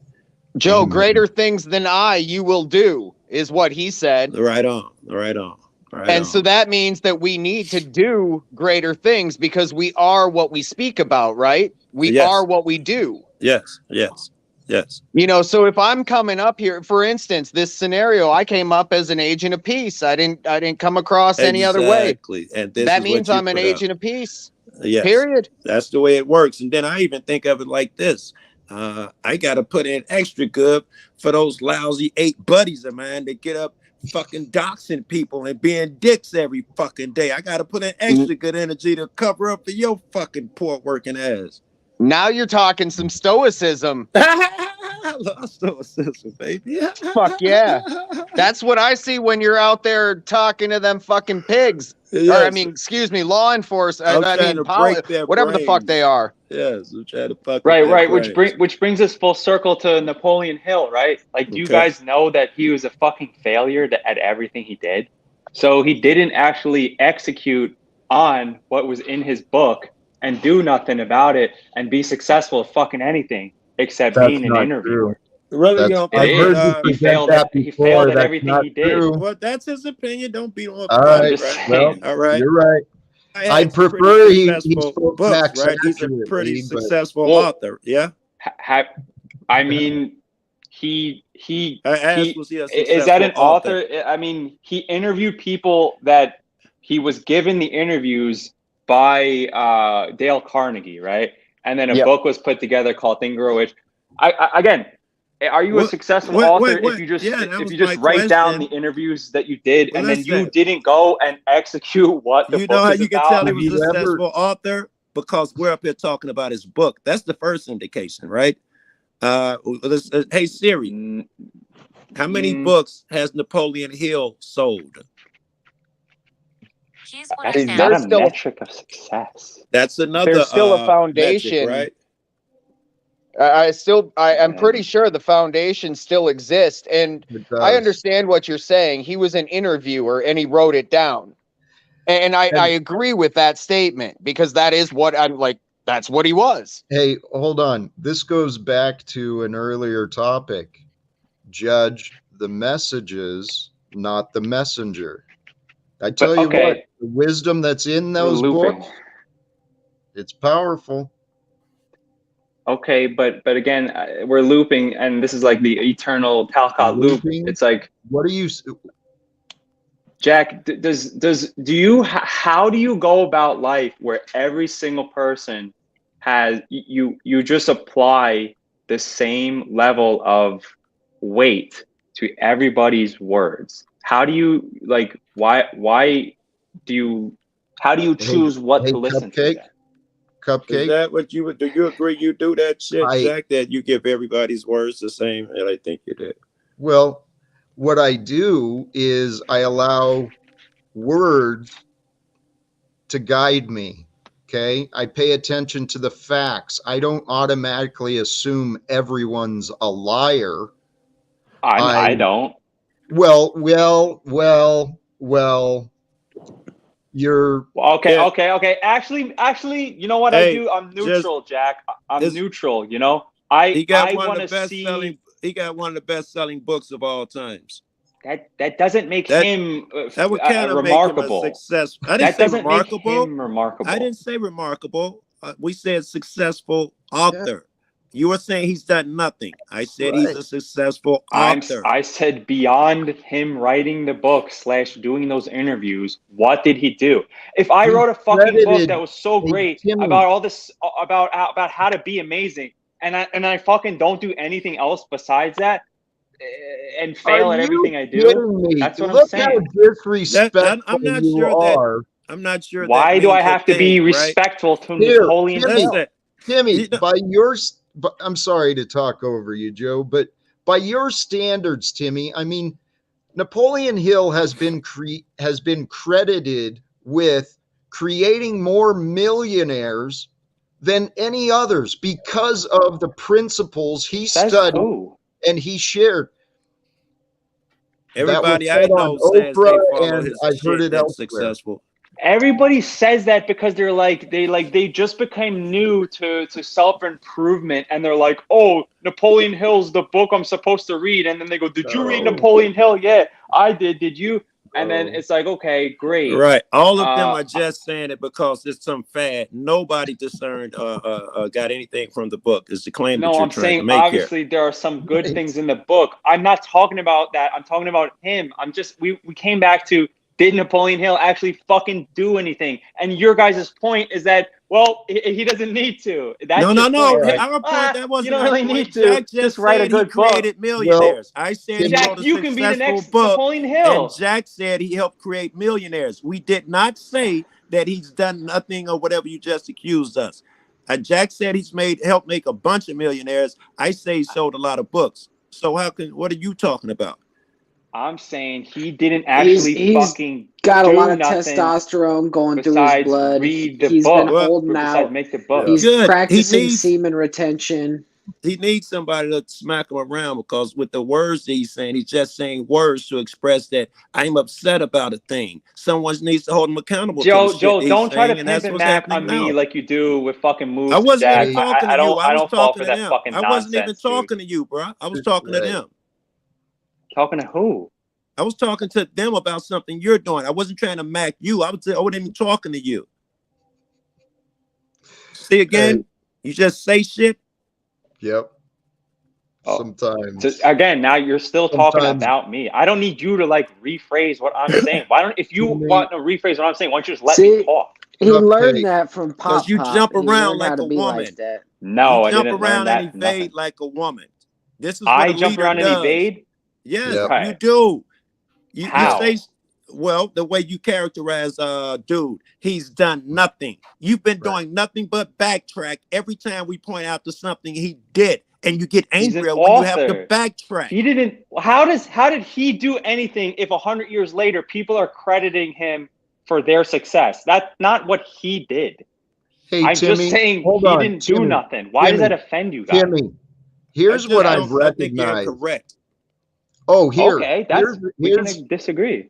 Here's the observation. Well, he didn't do anything. He's got a fucking, and let's stick to this for a moment. He's got one of the best-selling books of all time. He had nothing to do with that. You gonna understand that he's done nothing? Joe. I'm just saying he never you spent can have any a time book. writing that book. Okay, but guys, he's not like a fantasy author, right? No one is saying he's a fantasy author and all these things. I know. Let me finish the point. Let me finish the point. He's not a fantasy author, right? So it's not like he's like J.K. Rowling. He made this unbelievable universe, and I'm shitting on his ability to write books. He wrote a real life nonfiction book about how to be successful in life, and then he did nothing else successful except do this. That's all I said. That's all I said. No. You said he's done nothing, but I'm okay with that. I said he did nothing else. Let it go, Joe. Yeah, he did nothing else. That was the point. You're right. So. He was just a kind of a waste of oxygen and food. You're right.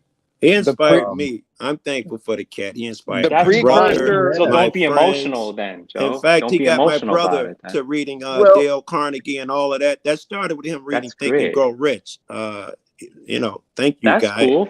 I'm sorry he didn't do circus flips and he didn't kill a bunch of British motherfuckers or something. But you know those founding fathers died poor. They made loans and shit to get to the meeting in Washington, D.C. and shit like that. They were fuck ups themselves. Some of the debates, authors and painters, Van Gogh fucking died penniless. They called him a bum his entire life. Amen. Yeah, and some people think his art is good. Some people don't. I'd like to point out he is considered one of the best, foremost authors. Painters of the fucking entire time of the history of the people on this planet. And you're talking about people think he's painters is subjective. It's like. See, Timmy, I think what you're not understanding is great men don't need to be recognized by other people. Well, they just are great. They are. Yes. And actually, what I'd like to point out with you, Timmy, is that this judging the character, right? You want to dismiss the work because of your opinion on their contribution, and that is a foolish way to live. That means you place other people, you place the information they share on a higher level, and probably, well, I know where I've met you and I know what I've seen. So no, it's just about what he does and what he did. Everything in his life was a fail except for this book. That's all I'm saying. Sounds like Van Gogh, right? You know, Van Gogh only sold paintings to his brother. Everybody thought he was a complete failure. You're aware of that, yeah? Vincent Van Gogh. That's interesting. Yes, he was considered a failure. Only his brother bought him so he didn't starve to death. That's how fucked up he is was. Interesting, man. If tough, it wasn't right? for Ford, Edison would never have been known about. Despite all the attempts to make a light bulb. Paintings are tough, man. Paintings are tough. Who the fuck knows what's a good painting or not, right? And what people are going to like. It sounds like success is subjective. All I'm saying, no, success is not always subjective, dude. What are you talking about? What is in a business? No, it's fucking not. The people of his time thought he was unsuccessful, bro. Apparently, it is successful. Not one. Napoleon Hill always was not successful and never was, besides the book. Well, neither was dude, right? Because in his time, no one called him successful. Van Gogh. By what measure was he successful? No. You're not even addressing the point. Napoleon Hill was a failure at everything he did besides this book. That's what I'm saying. The point. You're not refuting that. I am addressing the point by point. The last point you made was that he was not a success because he's done nothing. And I'm pointing out, you could be wrong because they thought at the same time, Van Gogh, he was not a success because he's done nothing. Right. So by that thing, everybody's success at all times, because at any time, 100 years in the future, my failures can somebody can think it's a success. Hey, no, I'm saying all of his businesses failed. That's what I'm saying. Well, so say that. Was a failure at what he did besides the fucking book. Just say that he failed at business. Say that he failed at business, and I would have agreed with you through the gate. I said he failed at everything he did besides his book. That's a false narrative. It's an exaggeration. You take your limited knowledge on the man's entire life and career. Again, Jack, you know what? You have no tired of this. We're going to wrap this up. Timmy, all right, see you later, Jack. Enjoy your cupcake party. Your disagreements. It's been another experience. I think I'm an optimistic fuck, but I think that went perfect. You could not tell me 89 times about what I just saw now. You could tell me 89 times, Joe, this is what he is. And then I see it for myself. It's priceless. I'm totally fucking content over here. I'm sure y'all was probably stressed and tired of that nigga. Well, hey, Joe, have you ever heard the analogy of the sandwich? I don't think I have. All right. So the analogy of a sandwich is very simple. On a good sandwich, is there more than one ingredient? I would say yes. 3 ingredients for a really good sandwich. See, I would say like 15. I like a lot of vegetables on my sandwich. My shit really sloppy and falling apart. I know. Yep. Right now, they're kind of getting you off your game, right? But check it out. Numbers are sky high. People are loving it. We're having great conversations. Don't let it throw you off. Go with it. Go with the flow. That's good advice. All right. So let me, if I may, finish up my sandwich analogy. Well, you interrupted me, and Nubs, I've actually had enough of entertaining you, to be honest. Okay? What the fuck did I do? You just interrupted me and insist upon speaking over me. I overspoke Joe Cool. Jack, this is what we talked about earlier. Yes. We let him up so you can let him speak. Why are you so angry at me? Over me, not so I could sit here being fucking ignored while you guys are going on and on about sandwiches now, apparently. So it was the analogy, but go ahead, Jack. It's your show. Go ahead, Jack. What I was trying to point out was to use that recent experience as a teaching moment. Joe, I appreciated the way that you were presenting yourself and trying to point out the contradictions, right? Yeah. What we saw there is human ego, the tendency to stay in denial, to manipulate the facts, evade acceptance, and not consider what's being presented. It's like dealing with women. That's what they do. They dance and they don't have true intentions. I don't mind wrestling, and sometimes it's fun when they say crazy shit. No, I just feel like if a man I will pin him down. I enjoy that shit. So you're saying that men are not necessary? I'm a strong and independent. I don't need a man. Well, what the fuck are you over my house all the time? Joe, hey, Jack. Go ahead, Moose. So you said something that you wanted to wrap it up on the 2 hour mark. We do have 66 viewers out there. If you're feeling like wrapping it up, we could have everybody say last words. If you want to stay a little longer, that's up to you. We could always make them come back tomorrow. You know what? I'm going to defer to your perspective and your guidance. I was ready let to this shit rag, because but all I'm gonna do is look for another lab to hop on. I'd rather be here rapping with you niggas. If y'all cut it down, I'm already got my other phone out to look for another live when he said that shit. I'd rather It's be Sunday here, bro. night. Jack, I don't believe you have to wake up early tomorrow. We got the numbers are high. You got Joe Cool, you got Wizard, you got Nubs, you got OTW News, Peniels in the corner. I mean, dude, you got a great array of characters. It's up to you whether you want to entertain them tonight or not. So, hey, respect. This is a new night. It's a new start. I do respect and appreciate those who are who joined. I mean, this is a good opportunity. And Nubs, I don't mean to let the limits of my patience come through. You have none with that dude tonight, man. Just, control yourself. Be that guy. Well, here's the point I was getting at. What frustrated me was what I said.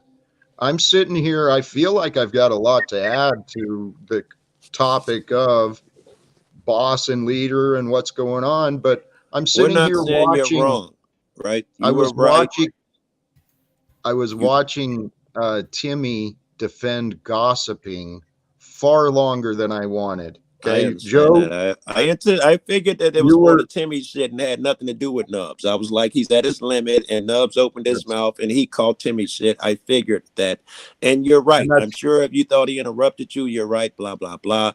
I am asking you again, be more patient. Expect if Nubs is up here, he's gonna do a little fucking interrupting and be a little nubby.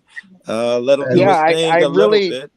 Joe, on that one, I'll interrupt and tell you, real blatant honest, I interrupted Joe and you got offended for being interrupted. Your story wasn't accurate. And then I took the beating for what Timmy did. I don't care what you Of course think. you don't. Nice. Well, here's the point. You've said that. No, Jack, shut up so I can finish my point. I'll get on that. Nubs, be quiet. Jack, don't. Just be quiet. Joe, here's where I was going. Just trust me. What I was trying to say before Nubs wanted to insist on establishing his dominance over me was here. Moose and everyone else presented a good case. I'm a very reasonable man, and welcome.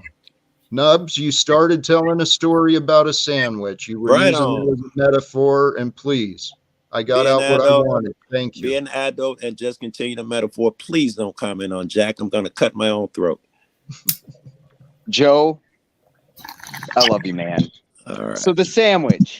Yeah. The sandwich is a great analogy. I don't like mayonnaise. You can't have just one sandwich. ingredient on a fucking sandwich. You can't be just good at one thing. If you're good at one thing, then you need to be good at many things, because they all work together for not only your benefit by putting the mask on yourself, but the benefit of others, like going up to the cockpit and doing what the fucking captain can't do. You had me. I was with you to the end. Damn, I got to be able to fly a plane too. If you don't know how to do it, what are you getting involved in? I'm just driving. I'm just flying to St. Louis. I didn't want to learn how to fucking fly a plane. I just want to buy a ticket. I think basically what he's saying that is, if you go to a restaurant and you order a specific sandwich like a Monte Cristo, then the chef has to know how to make a Monte Cristo. If a chef doesn't know how to make a Monte Cristo, he's probably not much of a chef. Right, but he doesn't have to know how to fly a plane as well and be an incredible chef too. But Joe, see, I'm my brother's keeper, just like you. Be able to know the whole menu of his being a chef. Yes, but man, it's like you got to be able to do every fucking thing if you're gonna do one thing. I don't know if that's If you're fucking gonna true. if you're gonna do something, do it. That's what I'm saying. And another part of it is my own experience. I started out as a dishwasher. I ended up as the pit cook, closing shift on all nights and opening up on Sunday mornings on a family restaurant that was flooded. Okay. Fucking hats off to that hard-working motherfucker right there. I've worked as a dishwasher. That's a job and a half. You know exactly what he's saying. Yeah, and I got it Fuck done. yeah. I got it done and had enough time to visit with the cooks to find out what they needed that I could I could learn on my own and just automatically enter into it. Right on. You want to know what it boils down to? I got something. It boils down to is that there is a way out of every box. There's a solution to every puzzle. You got to find the way to figure it out. There is a way. Like that's true. I do believe that. Like I said earlier, Jack, it's not impossible until it is. You see what I'm saying? It isn't. So with everything that Keith just said and Joe Cool and Nubs, there's a solution out of the way. You have to figure it out. And going back to being a leader, that's a good leader. It's finding a solution. Whether you got somebody like Timmy who has his opinion about things and you can't change his mind about nothing, you got to find a way to get to that solution. What do we do here? Unfortunately, he had to leave. And it doesn't always have to be changing somebody else's mind. Again, you can only change yourself. So again, that solution isn't necessarily changing them, but coming together with them, even if you have to be the one that changes. That's what it's probably going to end up being, Wizard. You're going to change yourself. You know, when you get people like that, you probably can't change them. Jack, you're surrounded by a bunch of wise men tonight. He's getting you right now. You know what I've always found is patience it's more effective sometimes than using the sword. So using that, just in daily life, it applies everywhere to everybody. You know what I mean? Can I give an analogy? There's a guy, Rick Crude. You cats might know him. Maybe I shouldn't have said his name. Yeah, he knows Rick. But he comes in, and immediately I'll hop on a panel somewhere, and immediately, who let the nigger in here? Fucking dog shit nigger. He immediately goes to that. And I used to trigger and lose it, look for his address and shit. But I learned to change myself, and now we get along. When I made some changes, it changes what he did. When I didn't flare no more and fall for none of those fucking tricks, now he's like, Joe, when are you gonna come visit me in Texas? It's because what I did. I didn't change him. I was on a couple of those panels when that was all occurring. I believe me and Jack were talking about this earlier. We were talking about something very similar, and about the way we treat each other. When you treat each other differently, you get a different response. Yes. There's a saying: a soft answer turneth away wrath. A man once offended is not easily swayed. Right, both of those things I try to remember. If I really want to make progress, a lot of times I'm a dick and I'm not interested in it. I poke people, but when I really love someone and when that moment comes, I always remember I'm gonna let them beat up on me a little bit because I'm trying to make a difference here. That's why you and I get along so well, Joe. And that's why Jack and I get along so well. That motherfucker a lot of beating from me. That was funny. Love you, and Jack. it's all done in love. That's the thing. Hey, Jack. A boss manages people, right? They're above people. A leader works with the people. Works for the people. Think so, yeah. A leader works with the people. They're with the people. A boss manages, and they are above the people. Right. Yeah. Fuck on, right. What I'm saying, yeah. I'll let it alone. You understand? We're on the same page. It was a clarification, so it doesn't matter. I gotta grind some more weed. Hey, pass that shit up here, motherfucker. The fuck, Jack? Are you smoking yet? With the conversation about how you react, how you respond and reply. Yeah. There's a number of different factors involved with that. part of which is the energies, the energetic factory of us. I love and it. The way, there's some way that we do influence and affect each other with our energies and our intentions. Yes, if we could control our energy, then we're stepping in the game. I'm sorry to interrupt you. Amen, brother. The other thing I've been learning, in line with the benefit of conservation, I don't look like a fool when my mouth is silence, and there's power in silence. Hey, wait, Jack. The most impressive I've been with you tonight is you just let like 5 motherfuckers say some shit, and it was all kind of directed at some advice to Jack, and you sat there with your mouth shut. That was the most I've been impressed, was with your silence. So what you said is true. Thank you, brother. Yes, leading by example. I noticed it too. Woo! Yes, full circle.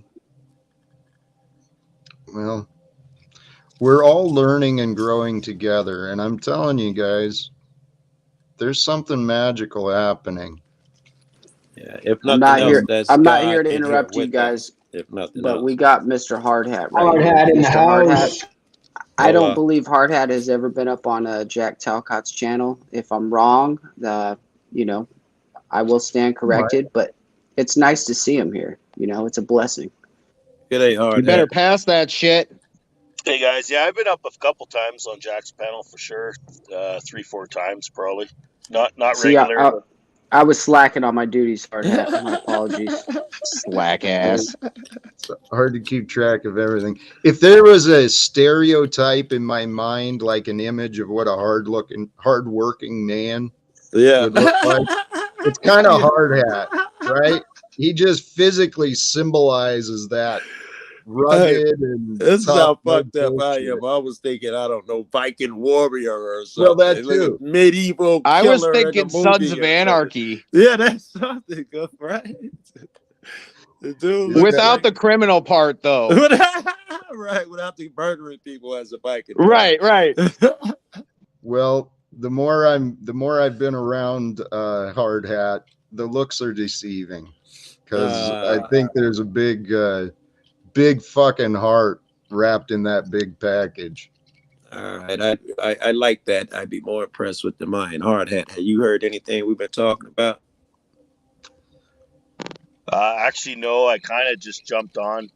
Yeah, I do it all the time. I had a good day. I was on Paul's earlier, but I got to see my ex and our dog today. We spent.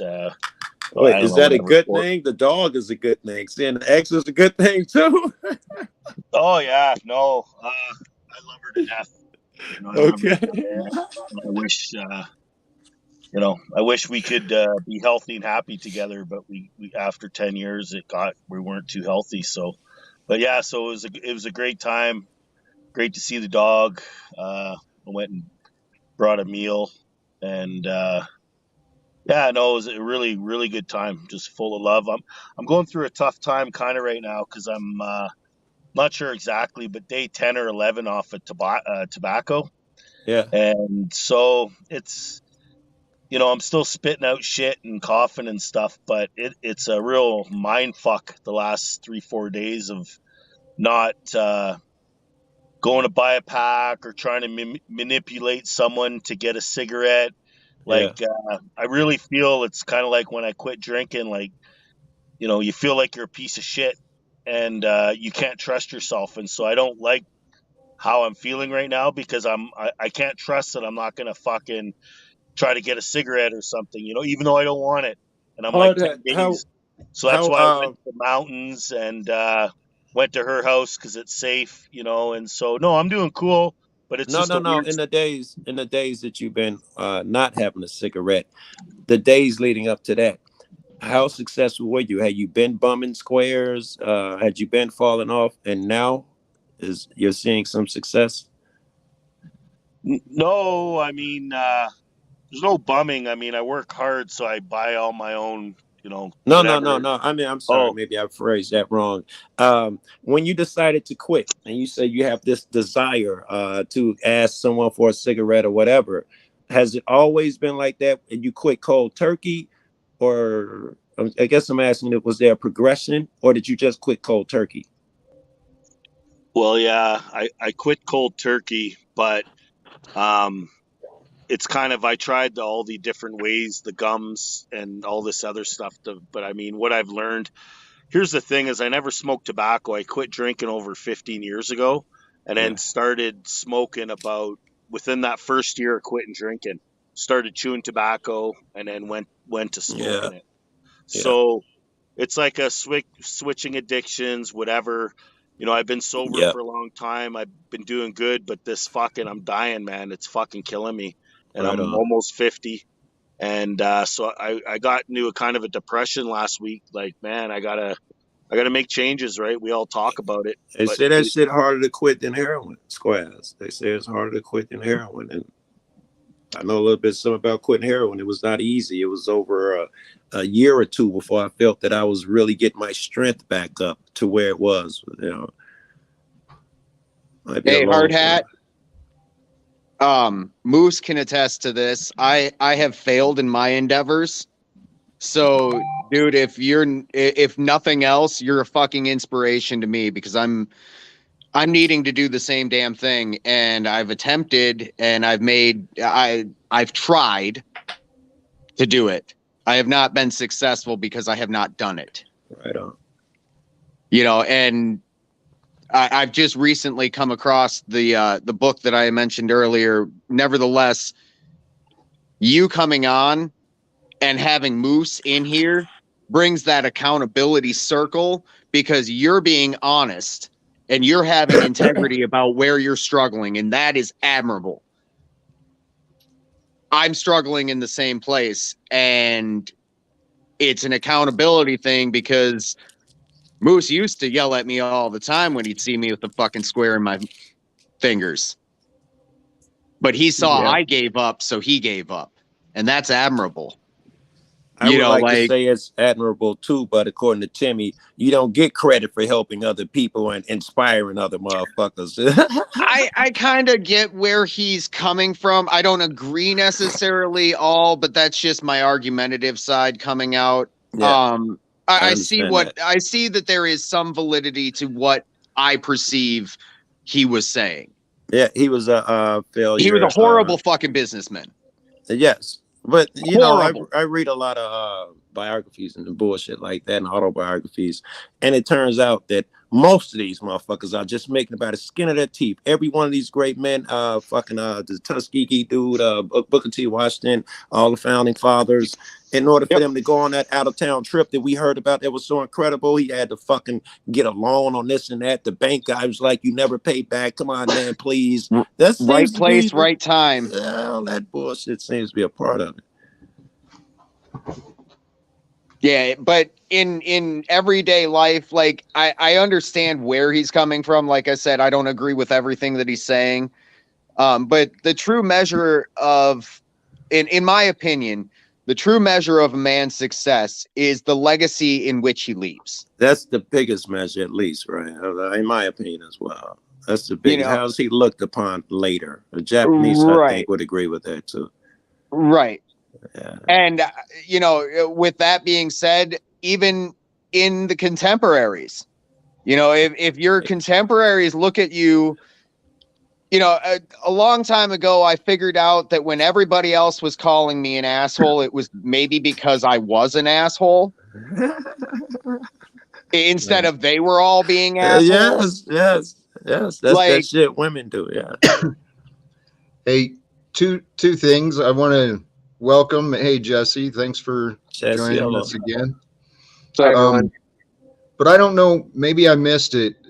Hard Hat, the topic tonight was to be a boss or a leader.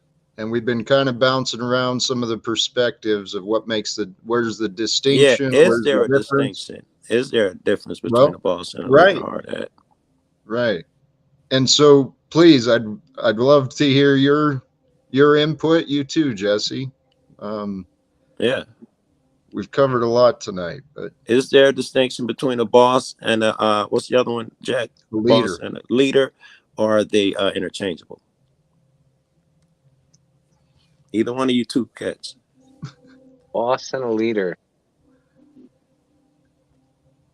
I guess the leader would be someone who leads by example, and a boss is kind of telling people what to do, and just kind of, ordering people. So I guess maybe there would be a distinction between a leader and a boss.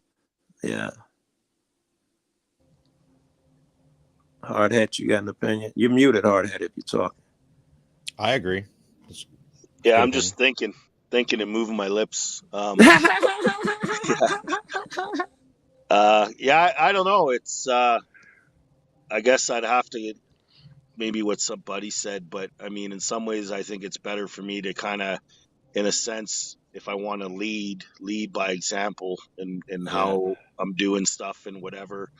About being a boss, I don't know. I don't like when I was just back in commercial work there, and so I got a bunch of younger guys under me looking, and they want to, hey boss, right? Because I'm the guy running it, and it's like, don't call me a boss, right? It comes with a bad connotation. Yeah, it does. But then it's throughout my life, I've had a lot of different bosses, right? Before I got to be my own boss, and so I kind of know what is a good boss.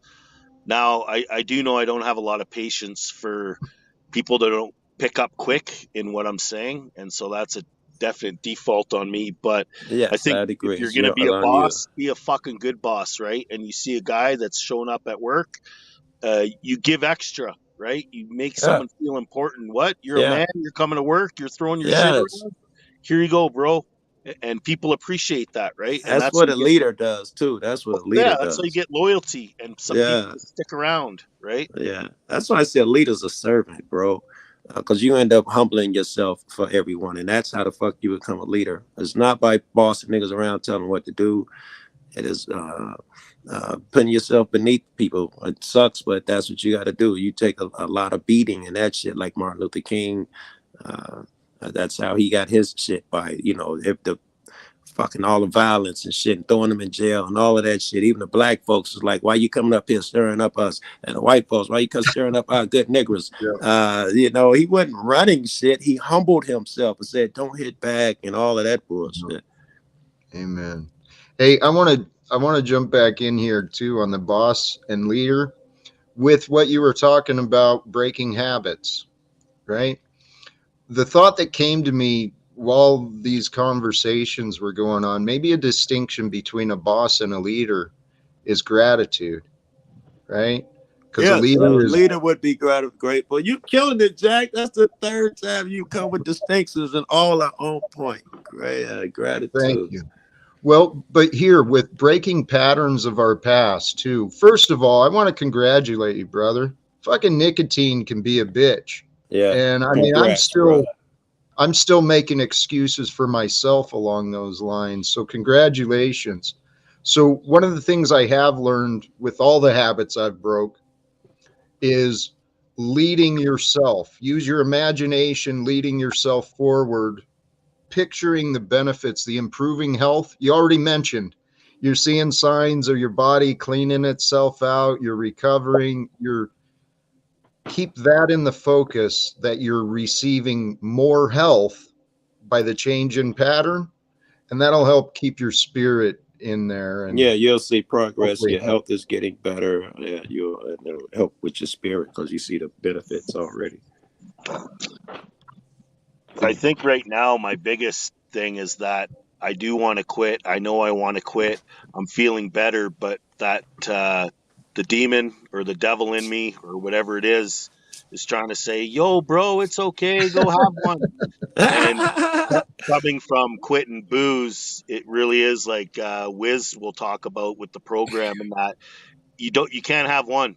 The first one is the worst one, buddy, because that's just how I am, and that's how I'll rock with everything. So it's like I can't have that one smoke. I've been there. I'm gonna fucking have a pack in an hour in my pocket. You know that, right? That's so like me doing still heroin have or these something. thoughts of looking and, hey, I know I could ask this guy. He won't say no to me.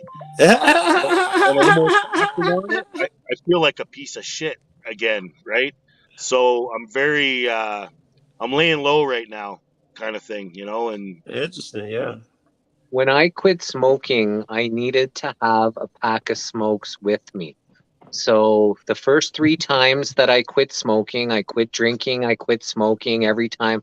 3 months, 6 months, 4 months.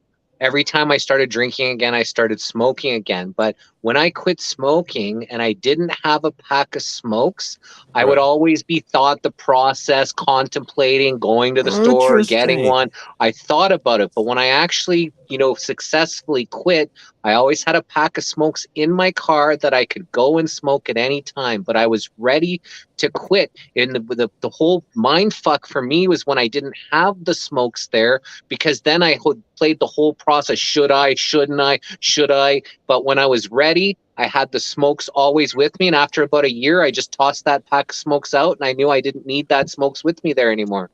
You're making me think of one of my friends, Jesse, who, when he quit, and he had that weird urge that you're talking about, he'd go buy a brand new pack, only allow himself to take one out and throw the entire brand new pack away.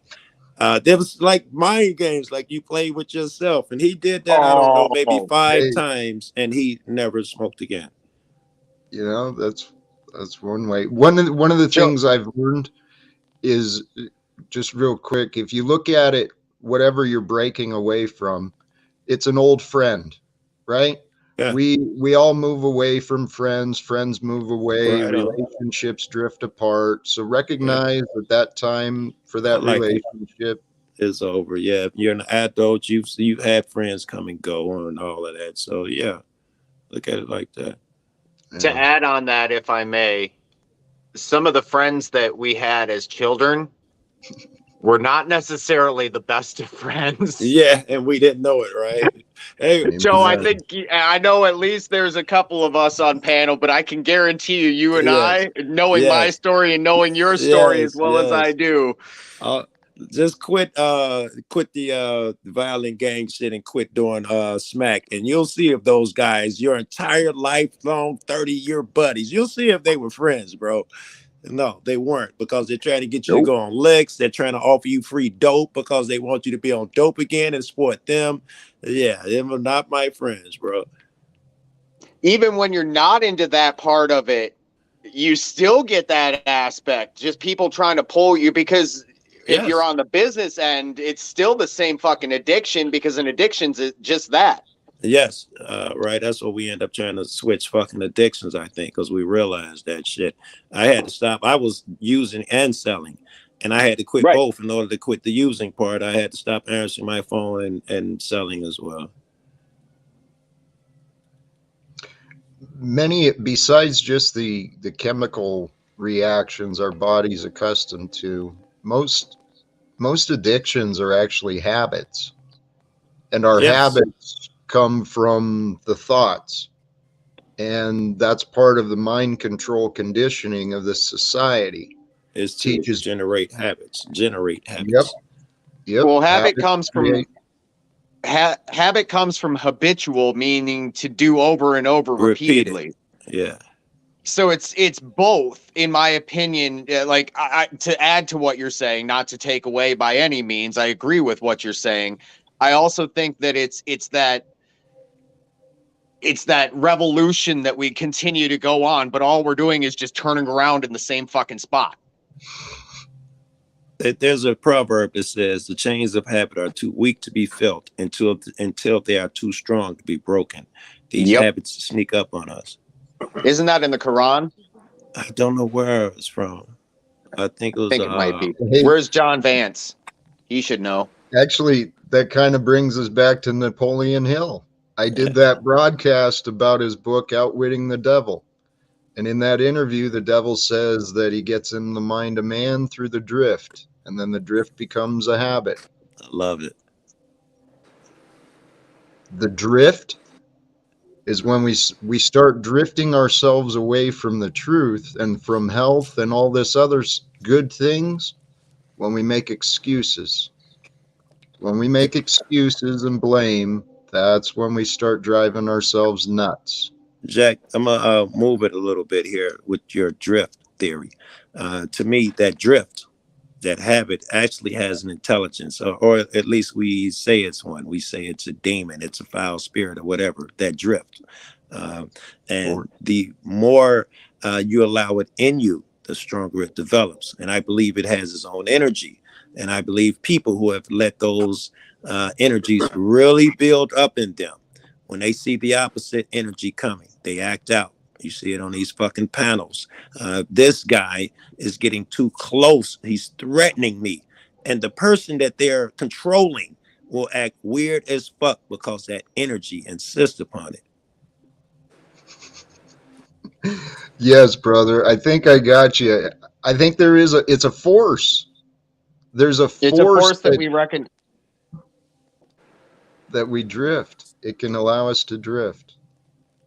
I think that drift is I'm saying I think there's an intelligence behind it. I think it's that devil that was sent down here to trick us. He wants us to drift. His minions live inside the drift. And if he can build up a residence and your permanent residence and we see it. That's why the guy really called me that hard ER when I hops on panel. Is because he's allowed himself that negative energy to build up such a solid home there. That negative energy saw itself being threatened. He don't even know why he says crazy shit like that. That is the resonance of that evil fucking energy inside of him. Hey, if I might say something on that, we call them demons, right? Yeah. Well, what is a demon but a demand? Very good. I love it. It's a demand on our life. And it's a demand that we're willing to. I love it. I hope I remember this. I'm high. I'll never remember it. Damn it. You'll remember great it. Stuff. As a man speaketh, so is he. So you'll remember it. At least I know you will. A demon is a demand. Y'all feel free to remind me that shit next time you see me. How about and with that being said, when we face our demons, we recognize them very fucking quickly. Right? Yeah. Like when you, like, for instance, Joe, with your addictions, you can spot an addict of that specific substance immediately upon just looking at somebody, right? It's an insult to me when people will be like, "Oh, I was just sleepy and shit. I want to." Right. It's an insult. It's so obvious. Right. Yeah. So I have a little confession to make. Okay. So I used to deal with this little demand on myself called anger. I used to be a very angry man. Yeah, we could never tell, Nubs. Go ahead. And so that anger has changed because I've taken that demand and put it on demand. Because it's really about being on demand. Yes, you know, it's and a tool. I agree. Exactly. And when I come on, you know, Jack, I'm very easily able to trigger that emotional. I can see it when I do it. I see it. And part of the reason that I do it is because I want to see you grow past it. And because I know that you're able to. Right. Well, actually, I shouldn't make assumptions. Is part of it your demon that gets enjoyment and wants to see Jack fucking Possibly. be a... That's exactly what it is. It's the demon. That's not all of it, though. That's absolutely not all of it. We'll say it's both, Jack. Just for the sake of continuity here, we'll say a little bit of both. At least he believes it's a little bit of both. That's progress. I'll agree to a little bit of both. I'll definitely agree to that. Right on. However, with that being said, the reason that it comes out that way is because I am a snarky motherfucker. That's just the nature of who I am. You don't know when to be quiet. Oh, I know when to be quiet. I don't care to be quiet. You made me laugh hard. Well, I called you snarky, and you said, "No, I'm not snarky. I'm just an asshole." And I was like, "And I am an asshole." I mean, it's kind of the same thing. Well, I admitted the asshole first, and I am snarky. They come hand in hand. Right. I don't know how you do elsewhere other than how I've seen you in my experience, and you don't know situational awareness. You lack consideration of when it's good to be an asshole and when it's not. You allow your He's been doing really good, say, these last 20 minutes. You'd have to agree, right? He hasn't triggered you. He hasn't let that demon come out, you know, which is what I've been judging him after since we said I'm going to pay attention to him and shit. I've been paying attention to him, man. And he's fucking not letting the demon win right now. Correct. And Well, hasn't yeah, been for the last I 20 minutes. agree. You notice he just been adding to the conversation and giving his opinion on shit without jabbing you. So does that mean he hasn't been demanding? Very good, whoever said that. Well, what I wanted to Very try and fucking add. good. I love it. Wish I'd have said that. So that means it hasn't been demanding. What I wanted to try and bring back to the topic too is this idea of demons and demands and bosses. People go around with demons within them, bossing themselves around, bossing other people around like they're gods. And they're not. Those are people who admire that. Like you might see a cop or a politician, they join it because they like that authoritarian figure. They want that power, right? They're not being a sovereign servant, which is why they call them public servants. They're supposed to serve us. But no, they enter that because they are attracted to that power, which means you're going to abuse it and you're going to be a boss and not a leader. There's many who do. Why you gotta throw me under the bus like that, Joe? Why you gotta bust me out, Joe? There's every one of us, we're all being guided on our own path collectively. Yes, and I love the way you put that. There's many who have gone into these positions of authority, whether it's corporate or, governmental or law enforcement. There's people who do go into that because they have an insecurity within them. Yes. And the position gives them what they feel to be power. We've got to overcome. That's why I never did it. An inadequacy. It's an inadequacy of perceived inadequacy, and this is how you feel it. I'll be an authoritative figure and tell people what to do. Therefore, I am somebody without actually becoming somebody. Thank you. Actually, Joe, that's what I wanted to try and comment earlier when Nubs interrupted me. Was the encouragement and congratulations to you, Joe. The fact that you were able to see that the fact that being, that other person, may not be under their own full control. And so you you have a way of allowing, and a grace. That's what grace is allowing others to be themselves. So Joe, you're a good role model in many ways. I won't say all. Right, I know I'm shitty, but thank you for that, because that's something I particularly work on, correcting myself when other people act out. I try to correct how I respond. And I had a good conversation with 10th Man, if y'all know him, about that a couple of nights ago. He gets angry at everything. Oh, I'm so pissed off. Oh, I'm so mad. And I was trying to tell him, if you can't control the first thing, which is yourself, you have no chance of controlling that guy. Even a mailman coming up late, you got to control your reaction first. Amen. Hey, and Nubs, I don't have anything against you. A background of anger, what Joe was just saying, that anger, that used to be my biggest problem too. And well, that's my experience. Yeah, you've gone out of your way to make sure you try and bring it out of me with the excuse you think you're helping me improve, but really you've been wasting my time and the time of others, in my opinion. I love the honesty. Don't beat him up. Don't beat up on him, Nubs. He's just trying to be honest. He can be honest. I'm if that's how he feels, if he thinks that what I was doing is in one way or another deceitful or whatnot, I would love for him to be in a better place than he is currently right now. Just like I would love for everybody on this panel to be in a further place than we are now. That is the dream for betterment of the entire group. Yeah, that is my biggest reason for being an asshole, or perceived as an asshole. I push people too hard. That is my number one fucking complaint. And I use that same excuse. And I think it's real. I really believe it, that I want people to be the best version of themselves. I agree, but Joe, I don't see you disrespecting people. No, I don't call people out their names and shit, but I do push buttons and I'm good at it. So I'm usually holding back, but I know what to say, to get a person where I want them. Well, you can be an asshole without disrespecting somebody, right, Joe?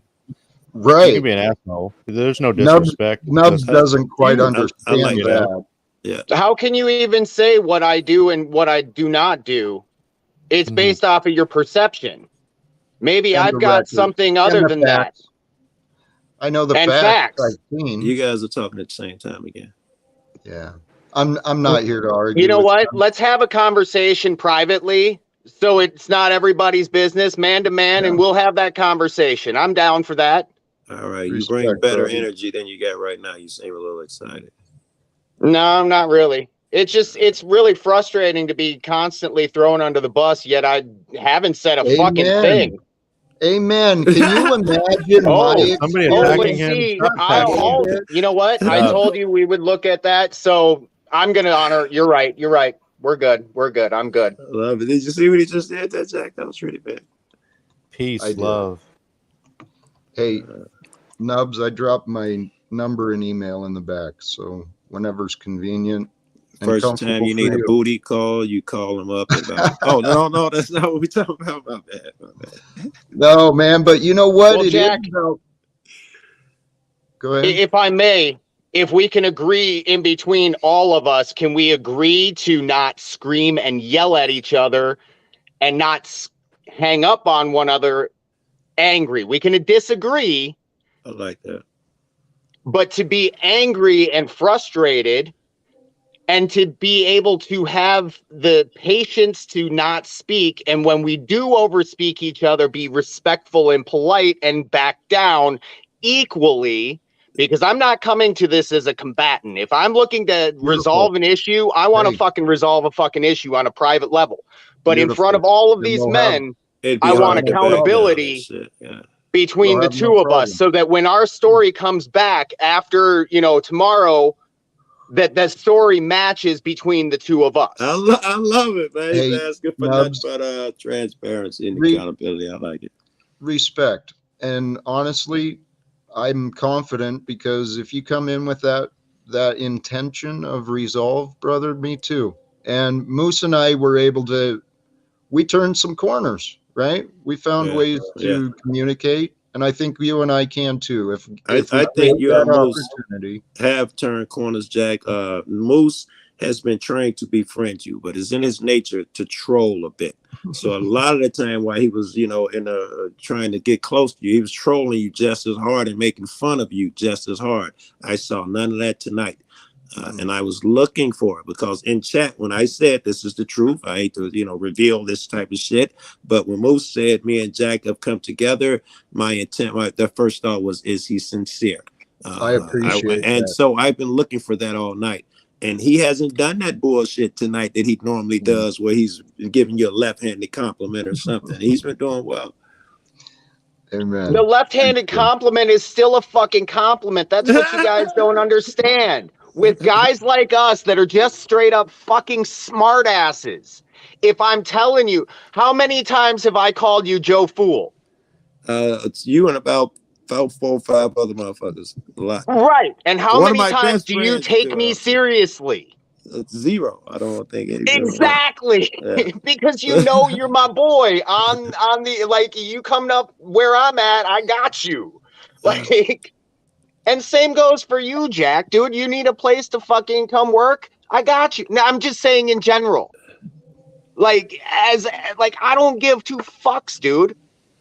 This is online, and if you're really gonna get that triggered about something that Nubs nobody is gonna say, then I'm obviously somebody, and I'm only saying it so that you see it, so that you can improve yourself, so that we can all improve ourselves. Because when you do something, it triggers something in everyone. Just like when Hard Hat came up and was like all transparent, was like, yeah, motherfuckers, I haven't been smoking and I'm fucking struggling, or I'm doing good, or whatever the fuck he's had to say. He was transparent and he was honest with himself first and foremost. And that's all I've asked for from the beginning.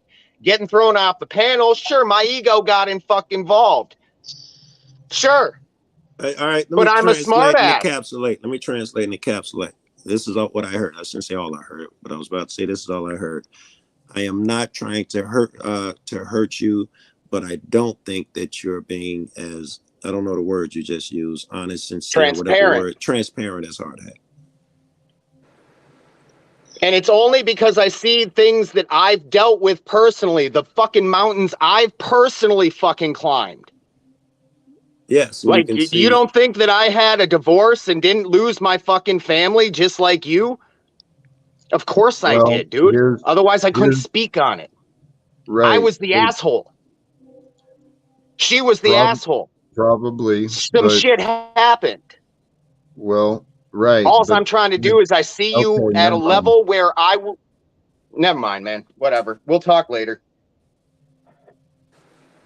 So you're I doing have no animosity towards you. I know. But again, please consider the words that I'm saying.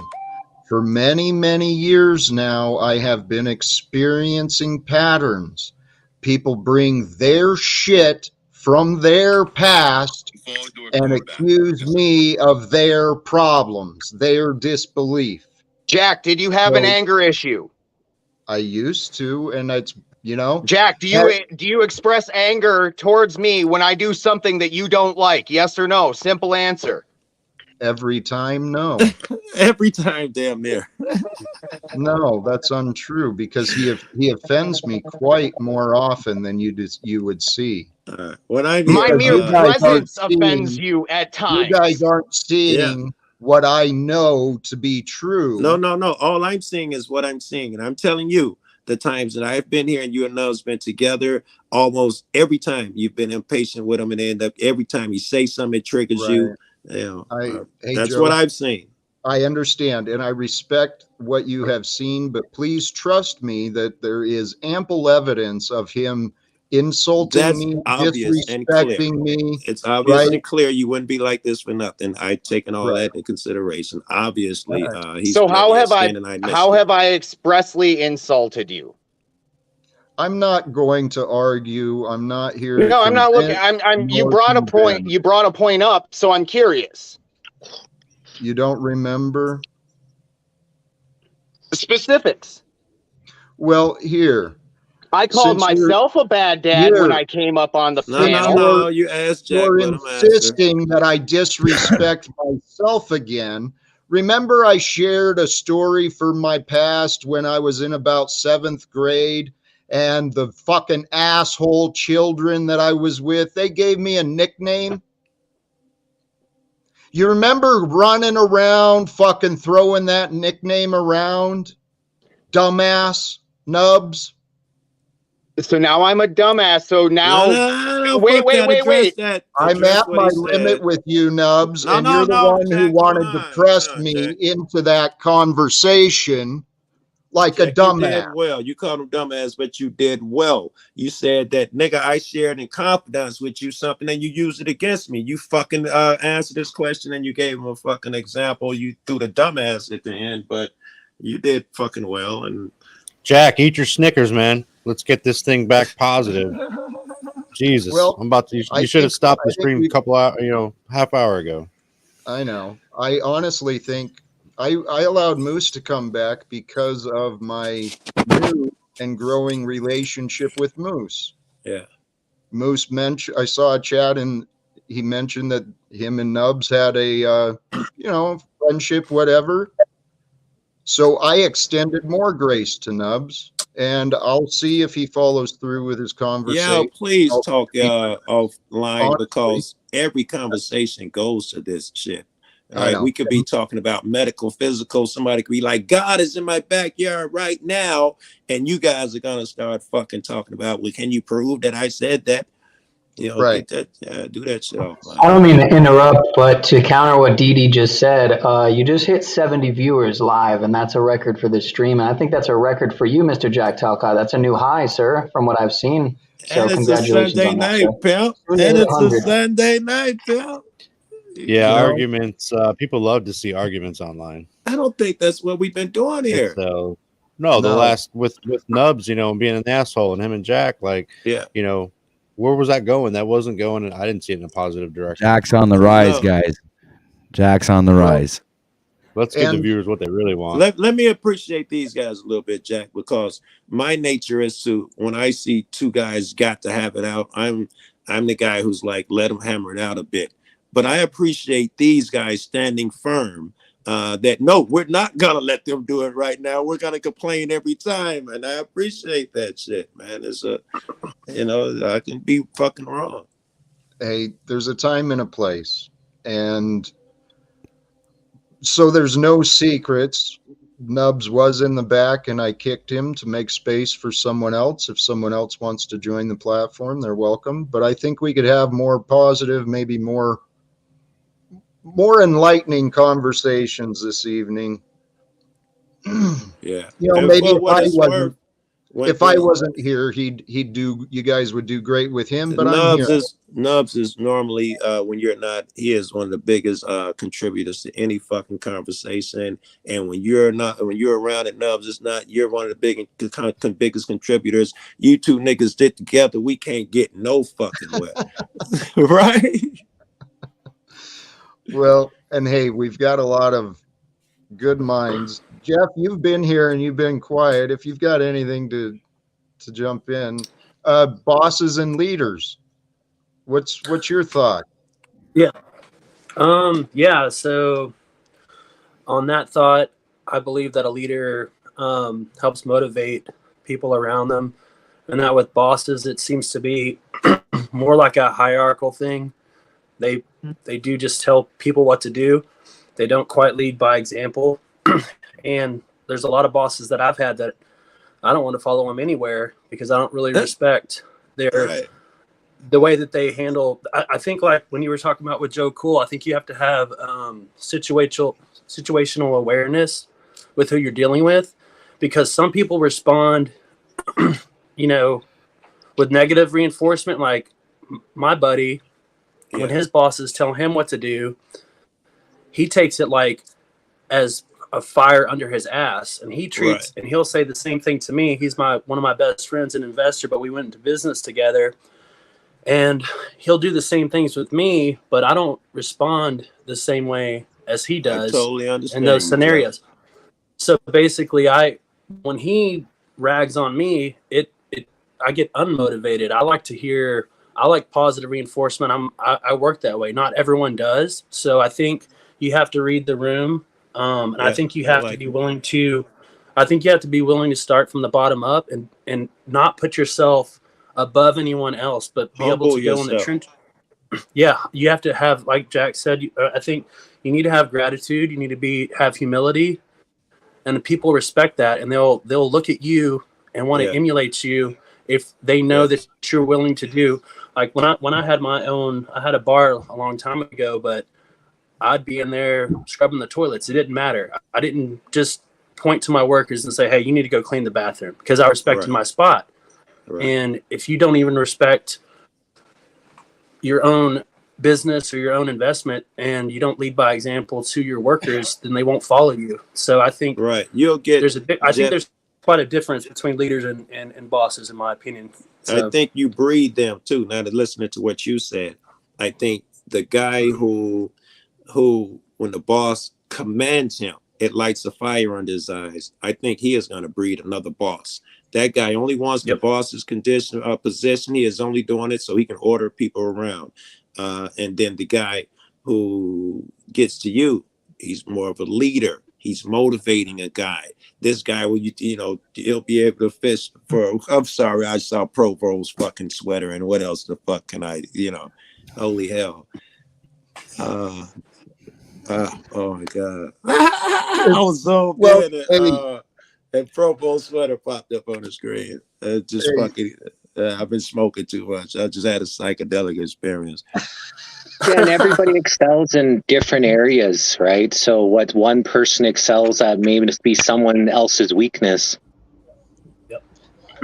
And I think like you said, if you are like I don't even like calling them bosses, but if you are in a leader position and you technically have a higher position in whatever company you are, I think you can go relate to each one of your workers, and if you're good at what you do, you can talk to different people in different ways and ascertain what their weaknesses and strengths are, and then you help get them there, and you go with them. You walk with them. You don't just have to be in lead in the front, but you walk with your people, and I think it goes a long way. But you have to be able to kind of see the different dynamics and talents of everyone, because we're all a little different in certain ways. So certainly that's you what's build going to those make a good leader. relationships. Yeah. Sun Tzu said that there's a place for everybody in battle, even a coward. You see, yeah, you'd see everybody, and you find a way to motivate them. Like he's saying, I put the coward with these tough guys over here, and when they're going downhill, suddenly he's a great soldier. And he has said the same shit you're saying. You find a way to get to that damn. I know he's a janitor, the fry cook. But you get in there with him in them fucking trenches, you find a way to win him over and be a leader, which will probably be mean you will show him how to cook them fries. You, the executive, is going to be like, no, check this out, bro. Do you try this? Yeah, and I've always tried to take. Oh, just go ahead, Jack. I'm sorry. You've been wanting to speak there. Go ahead. If I did want to bring in an aspect of what you said, Jeff, the leader, it was gratitude, humility, and there was something else too.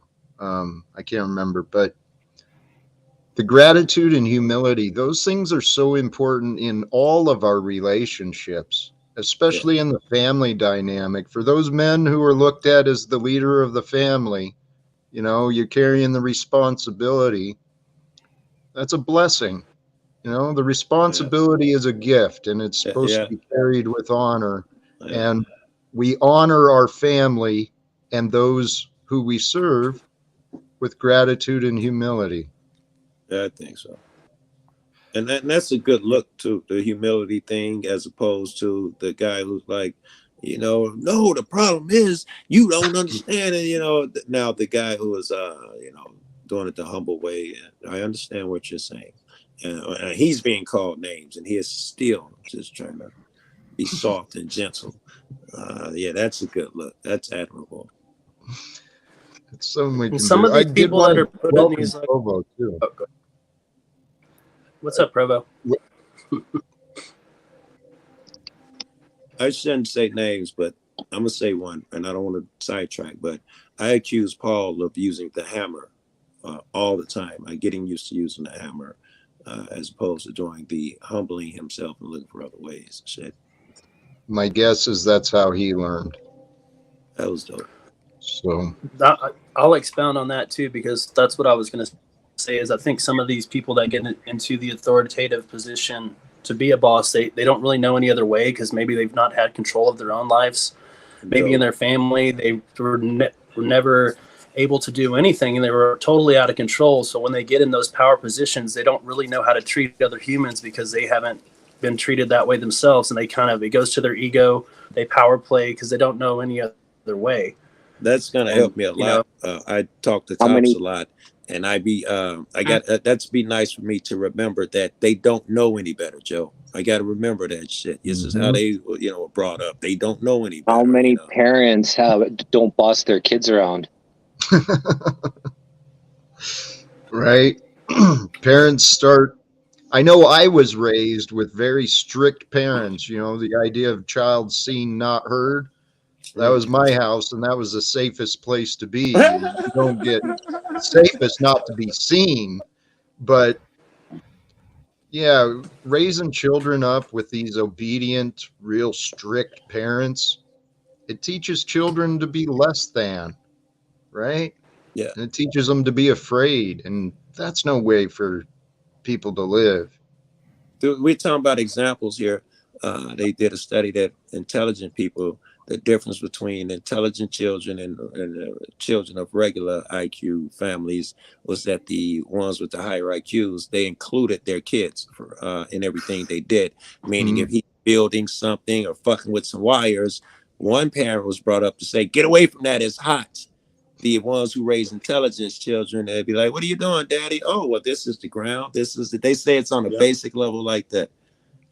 I believe that. And so there's data showing that. Is that what you said? Yes. I'm saying that was the conclusion they came for. That I do intelligent people raise intelligent babies. It wasn't more DNA. It was more the way they taught them and brought them up by including them and stuff. It was more attention. And even for my parents, like the way my mom, she was some kind of master of guilt. So like you want to give people choices, right? So instead of punishing me in a certain way or this and that, my sister and I would fight. I wasn't really a bad kid or anything, but my sister and I would go at it.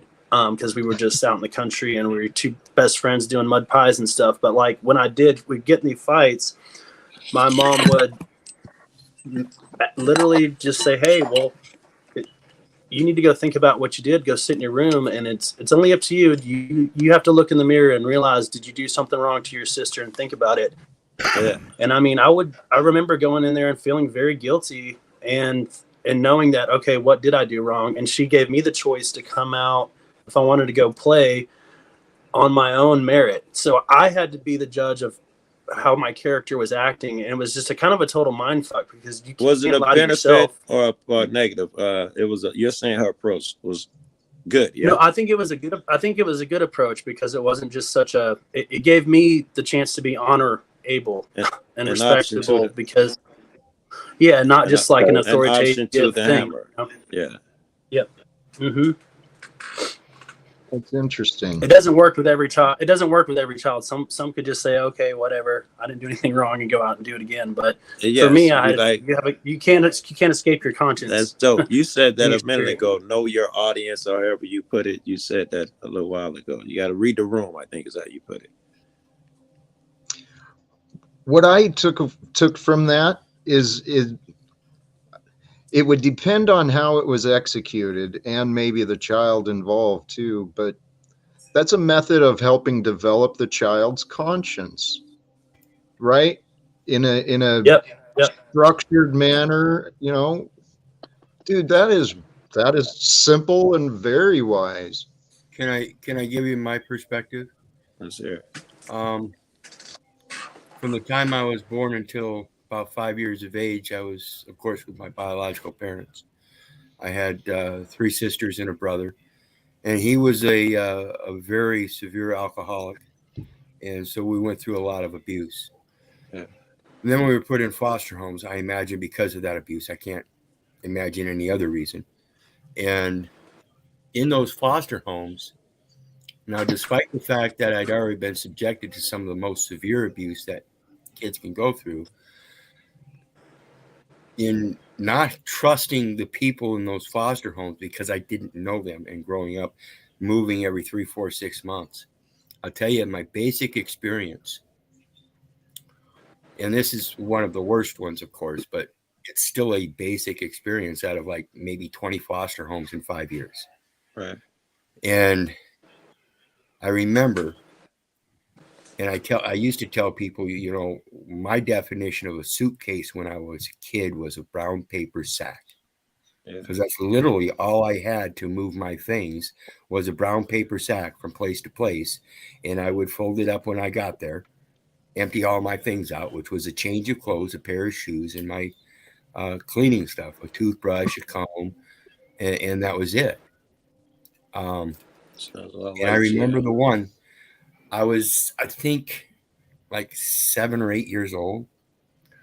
And the lady of the house come out to meet us at the car in the driveway, greeted me, took me in the house to meet everybody, had me set my bag down on the stairway, and then shuffled me out to the backyard to help the other kids, the other foster kids, because I wasn't the only one. See, back in that day, it was... Wait. Took you out to the backyard to do what with the other kids? Well, hold on. Back in that day, it was a business. So many of the foster homes I was in had several foster kids.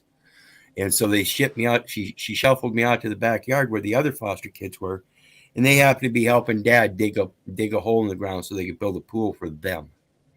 Because each and every one of these foster kids that I knew at that point were all gone by the time I moved on to the next one. And a couple, 2 other 3 new foster kids came in. So I'm clear. You're saying you believe that they just was using the foster kids as free labor.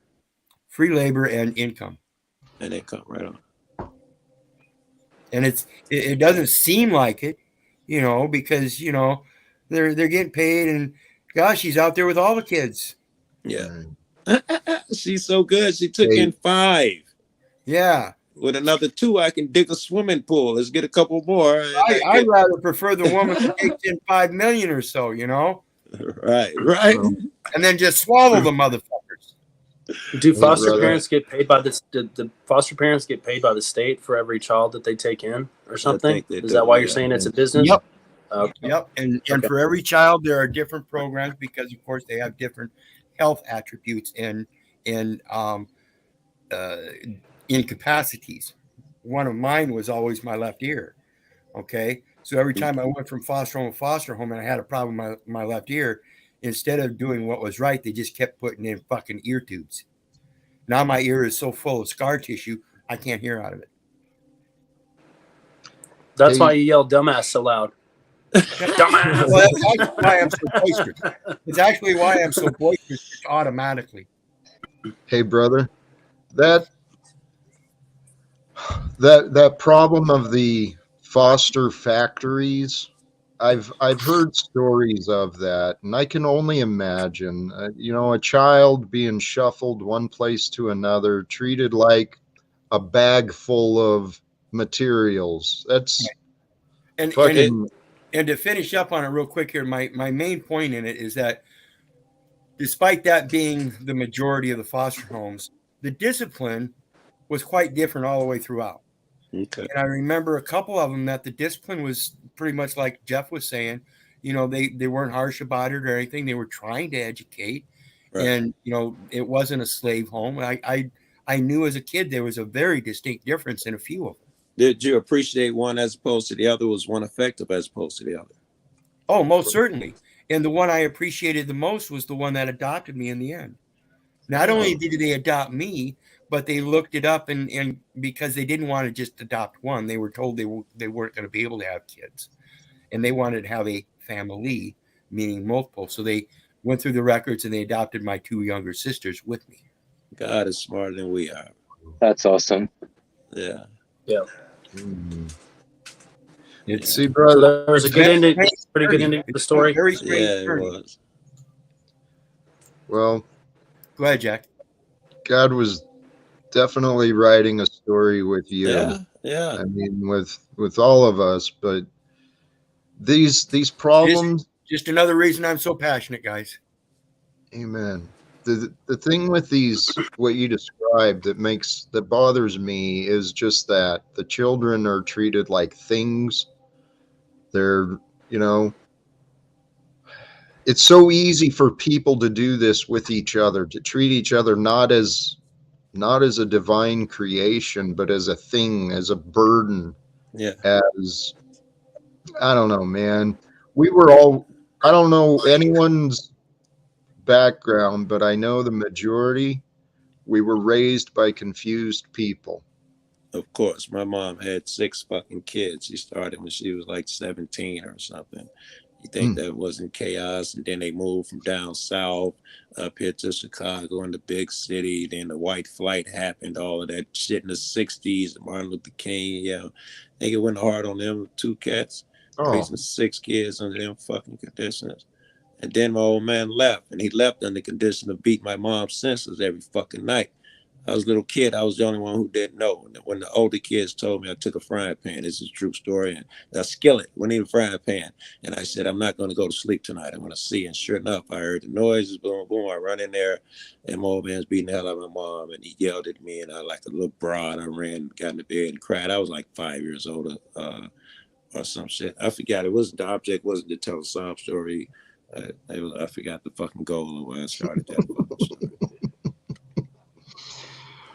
I don't remember why that came up either, Joe. Oh, you know what? I did want to say something, Jack. As far as Wizards situation, it gets worse. I think this was in Canada and some in the U.S., but mostly in Canada. The story broke where they were taking these kids in and they were disappearing, and they finally started finding them, and they are in the pits in the back of these fucking homes and mass graves. What the fuck? Talking about mistreatment. Fucking Wizard was lucky he wasn't slayed and slaughtered. Amen. Not only that, but again, that family that I'm so gracious for, I was telling you about my dad being so abusive. One of the lessons he tried to teach me when I was a kid was he strapped my fingers to a board and shoved them in a furnace to teach me to quit playing with fire. Yeah. Well, when I was 10 years old and these nice folks adopted me, the adoption didn't cure anything. And so I still had this animosity in me from my biological dad. And this is part of the whole construction of looking in reality for my own family and trying to put that back together, because that's truly what I still had in my heart was supposed to be, because that's what everybody else posed it. Again, today I know different. There is only one Father, and He's in heaven. So anyway, the consequences of that was that at 10 years of age, I was very angry. Like I said, I've been an angry little boy all my life. And I was still curious, because that lesson about playing with fire wasn't a lesson at all. It instilled me in me a greater hatred for such things. That was the lesson. I just turned around and lit buildings on fire continuously. Just never got caught until I was 10 years old. That's what they taught you with that lesson. Lighting an apartment building on fire with 200 residents. Oh. I was lucky in that they were able to stop it, and that I was an adult and didn't fully comprehend my actions. After reflecting back on it and the way these people treated me in regards to all the past experiences, again, it wasn't a discipline. It was a caring directive. Hey, we got to do better. You know, it's a very scary life when you don't have them that aren't leading you spiritually. And it doesn't mean that you have to go through foster homes. People out there that are sending their kids to public school, that's where most of it came from. You know, around here, yeah, what you the learn churches. Public school is a lot of mob shit, gang shit. If the opposition came moving to his neighborhood, poor kid, he got to go where his family go. But because he used to live on the other side of the viaduct, he's our opposition, and we find that out.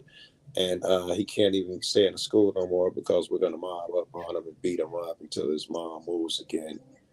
Yeah, and that's the way it was. You know, like I said, anywhere from 15 to 20 different foster homes, I was always the new kid. They're the ones that always get put through the ringer.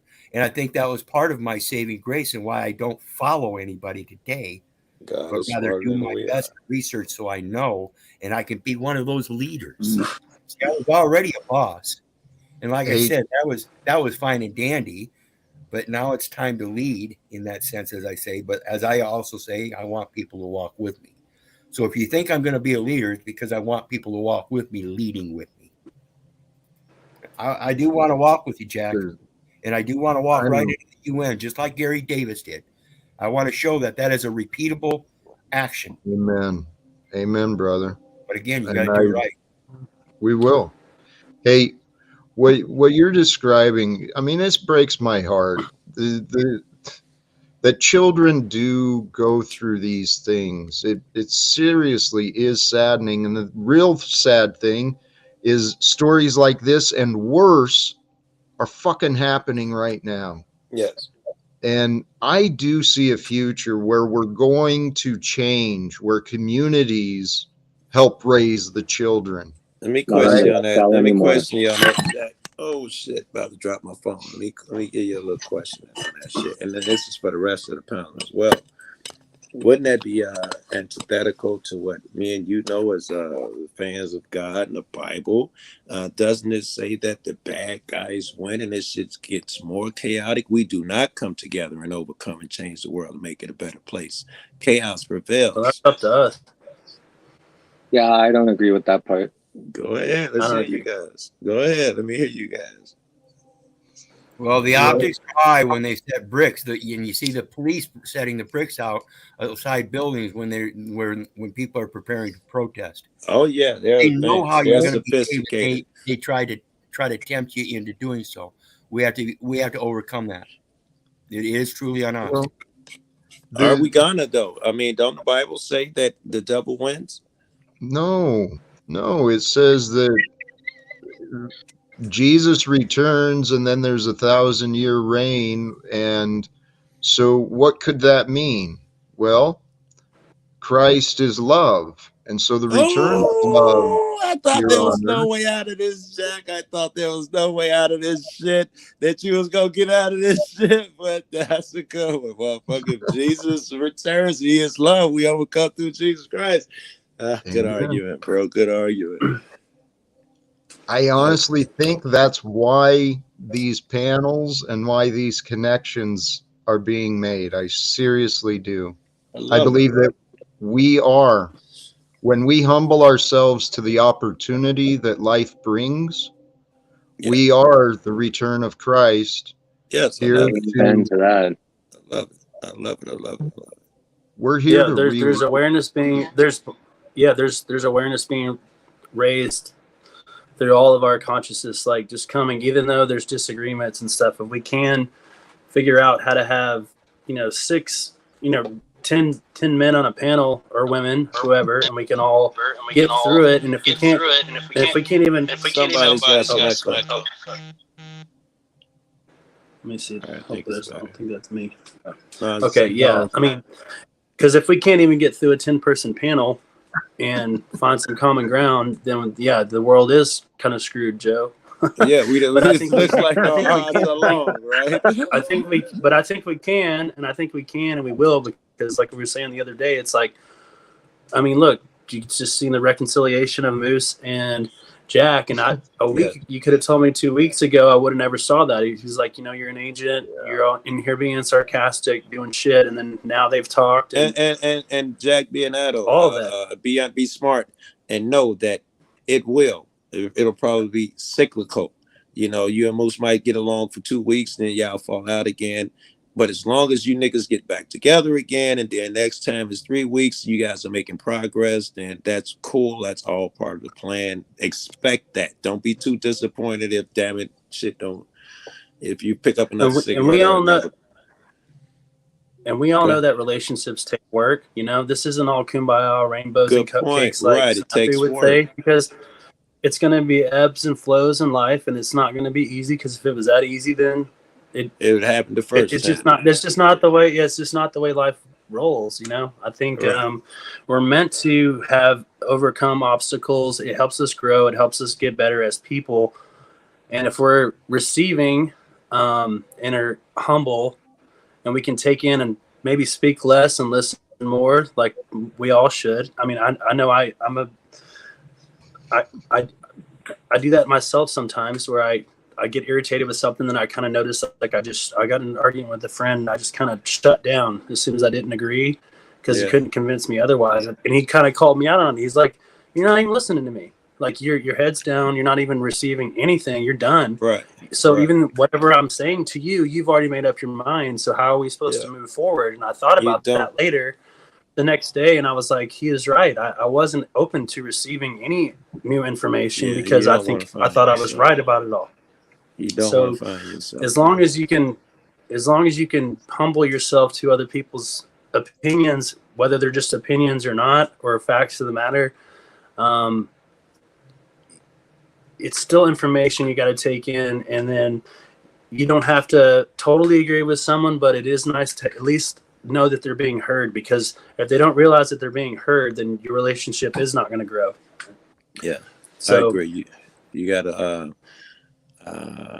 be patient with people, and let them believe that. Give them a soft place to land when they do a thing, and then they'll build up trust in you, and then they'll be more honest with you.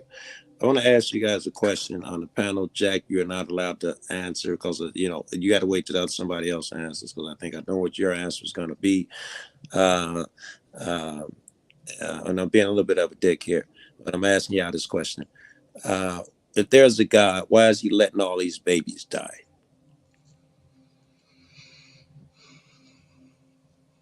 Nobody jumped on that one, Wizard? Natural law has a balance. Okay. Even mankind recognizes this through their laws and their quote case laws. And I'll use the Conservation, Wildlife and Fisheries Protection as an example. There's a case back in the early 50s, something like that, where some people were moved from an old folks home to a new old folks home that they built. But the place next door was a cattle farm. And so when they moved the residents into the new place, the residents complained. So who do you satisfy? Do you satisfy the residents, or do you satisfy the cattle farmer? Well, it depends on the circumstances. In this case, they moved the residents because the old building was needed to be demolished. So they commenced the demolition. Now, in order to appease the new residents, they have to construct a new building for them. Whereas if they construct a new place for the cattle ranch, they can do it somewhat of a farther distance from the community. So that was their decision in equity. So it's just a matter of balance. Wait, did that explain about God and the baby? Why God lets baby die? I don't understand. It's no matter how you look at it in life, there's going to be a balance, and it's going to cost lives. It's going to cost movements, and if you don't agree with it, in as an equitable manner as you can, there's going to be that loss. There would have been a loss of lives in the building of the retirement home if they'd have let them stay there in that weak building. So you have to do things in an equitable manner, and sometimes in nature it says you got to let them So I die. think you're saying that God has let some people die. It's just part of the plan. Same with the let's many millions of fish die. Fish climb up waterways. All right, And let me hear somebody. Waterways dry out. It's a natural process. Let me hear somebody else. If God is this, why is he letting all these babies die? So I think it's the yin and the yang, man. It's dark and light. It's if you didn't know, if can I intervene? Yeah, go for it. Yeah, because what happens here, Joe Cool, is your ego is identifying God as an individual when God is everything, and it's like trying to say like it's like it's a person trying that is not there for the babies that are dying. No, man, that's fucking nature, dude. It's the law of the jungle. It's the way things are, man. Don't assume you know what I think yet. This is just a brain game here. Don't assume you know what I think yet. Or a holy presence that's not being there for certain individuals that are going through any type of thing in their life, like whether it be very fucking despicable in your eyes, but it's happening. There are things in nature that are fucking completely despicable, and you probably wouldn't even stomach, but it's still happening when you're not really there to see it. So I mean, enjoy your life while it's passing by, and you shouldn't really worry about those kinds of things because they're not really relevant. God is not the one like either letting these things happen or controlling these things. He is these things. It's all who else? Anybody else? And it's also that's another. It could be a blame game for people that for someone that did lose a child at a young age, and you think like, why would God allow this to happen? We're all here for these lessons. Whether a lot of people talk or are worried about what's going to happen after we're gone, but a lot of people don't even say, well, what happened before I was here? Maybe we just don't have a memory just like one before. Maybe we're in this realm to learn these lessons and to ascend further and learn something about ourselves. Who knows? Maybe we chose this. There's some people that believe, that we reincarnate and we've chosen our life path because we wanted to learn some lessons about ourselves. I have no all those things, true knowledge of Jeff, any of that. I'm sorry to interrupt you again, but all those things are also ego identification issues. Yeah. That your ego needs to identify that after your passing that there's something beyond. All right. Yeah. What the fact of the matter is that no one really knows. No one has ever come back from the dead to tell us. Okay. Yep. So and me what you personally, have I'm to not fucking accept here is the fact that you are gonna die, that you have no idea what's gonna happen afterwards, and that's being realistic. It's knowing how to die. Before knowing how to live, you must know how to die. So that means you must accept it in its full entirety of exactly encompassing everything what that means of dying to your ego, dying in the physical, dying spiritually, dying and going into a black void where your consciousness doesn't exist anymore, facing the reality of the things that could be possible. All right, not negating any spiritual beliefs, but trying to put things into perspective. And I yield. There's there was a second part to that question, but now I think I want to give you pushbacks on your beliefs there. I'll just say right now, I don't think they're altogether sound and solid. I think they're good, but there are big openings. The second part of that question is, if you could stop these babies from dying, would you? I love these questions. Is that directed directly to me, sir? Everybody, no, everybody. Okay. Well, that would I think the depend, answer sir. to that is obvious. That's our inherent purpose in life.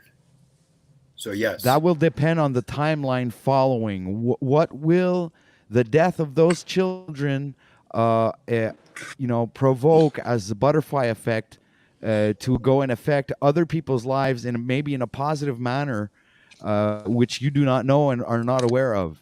Yes, I'm You assuming you understand? So don't there know could the be a right. ripple effect that you're not conscious of, and by saving those children, you're probably killing thousands of people. Right. I'm well, assuming that you don't know the outcomes and all of that stuff. You, as with what you know Exactly. now, would you stop the babies from dying? and again, just like I mentioned before, my mom and dad were told they couldn't have kids. Consequently, after they adopted us, they had a kid. Interesting. God Anybody works. else? Would y'all stop the baby? I think it's interesting. Wizard said it's obvious you stop the baby. That's your purpose in life. OPW says, no, not be so quick.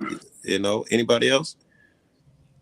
Yeah, I mean, it's kind of like that other conceptual thing, like, would you kill baby Hitler? Yes, it is. And it's like a lot of people would be like, yeah, I would, but you're still killing a baby, but you didn't know it was going to be Hitler. Mm-hmm. So it's like, but would that cause a ripple in time or a butterfly effect like OTW to come to something much worse or less? Do we need to learn those lessons? Who knows? Well, None of it's us like really. on Paul's panel earlier. Sometimes there is a necessity to have psychotic people. People that can go out and kill people and not have anything hard to deal with about it. They fine with it because that's the kind of people you need. No, that's the kind of people you need to go off to war. You have to have people that are okay with killing other people and come back home and unless we stop life. our wars. Exactly. I got a good Sun Tzu story about that. Back to the nature of things and how they work in reality or realty. But what are we going to do with the power hungry, trigger happy fucking psychopaths? We educate and correct them. We help them have what they think they need so that they don't have to fight to get it. And that a lot of times is done through reason and logic. Hey, listen, you already got this. You're already in alliance with this, and this. Now, I've already got this, and this. And I'm already in alliance with this. And this is what I'm finding in the 7 years that I've been dealing with this research and everything. Every time I communicate with these people, I get better and better. And so do the effects. Mm-hmm. OTW is your line of belief or logic here. The psycho parts are needed. Let them be. Absolutely, sir. I'm in the firm belief that this world is, like I was saying before, building off of what Wizard was saying, is life has been many times portrayed through comic books, hence the fights between good and evil, where you have the evil aspect of humanity and the good aspect of humanity, and there's perpetual battle going on for eternity since the beginning of time. So I mean, these one more things assumption are I wanna inevitable, and I believe that this is the law of nature. Okay, one more assumption before I tell you guys what I think.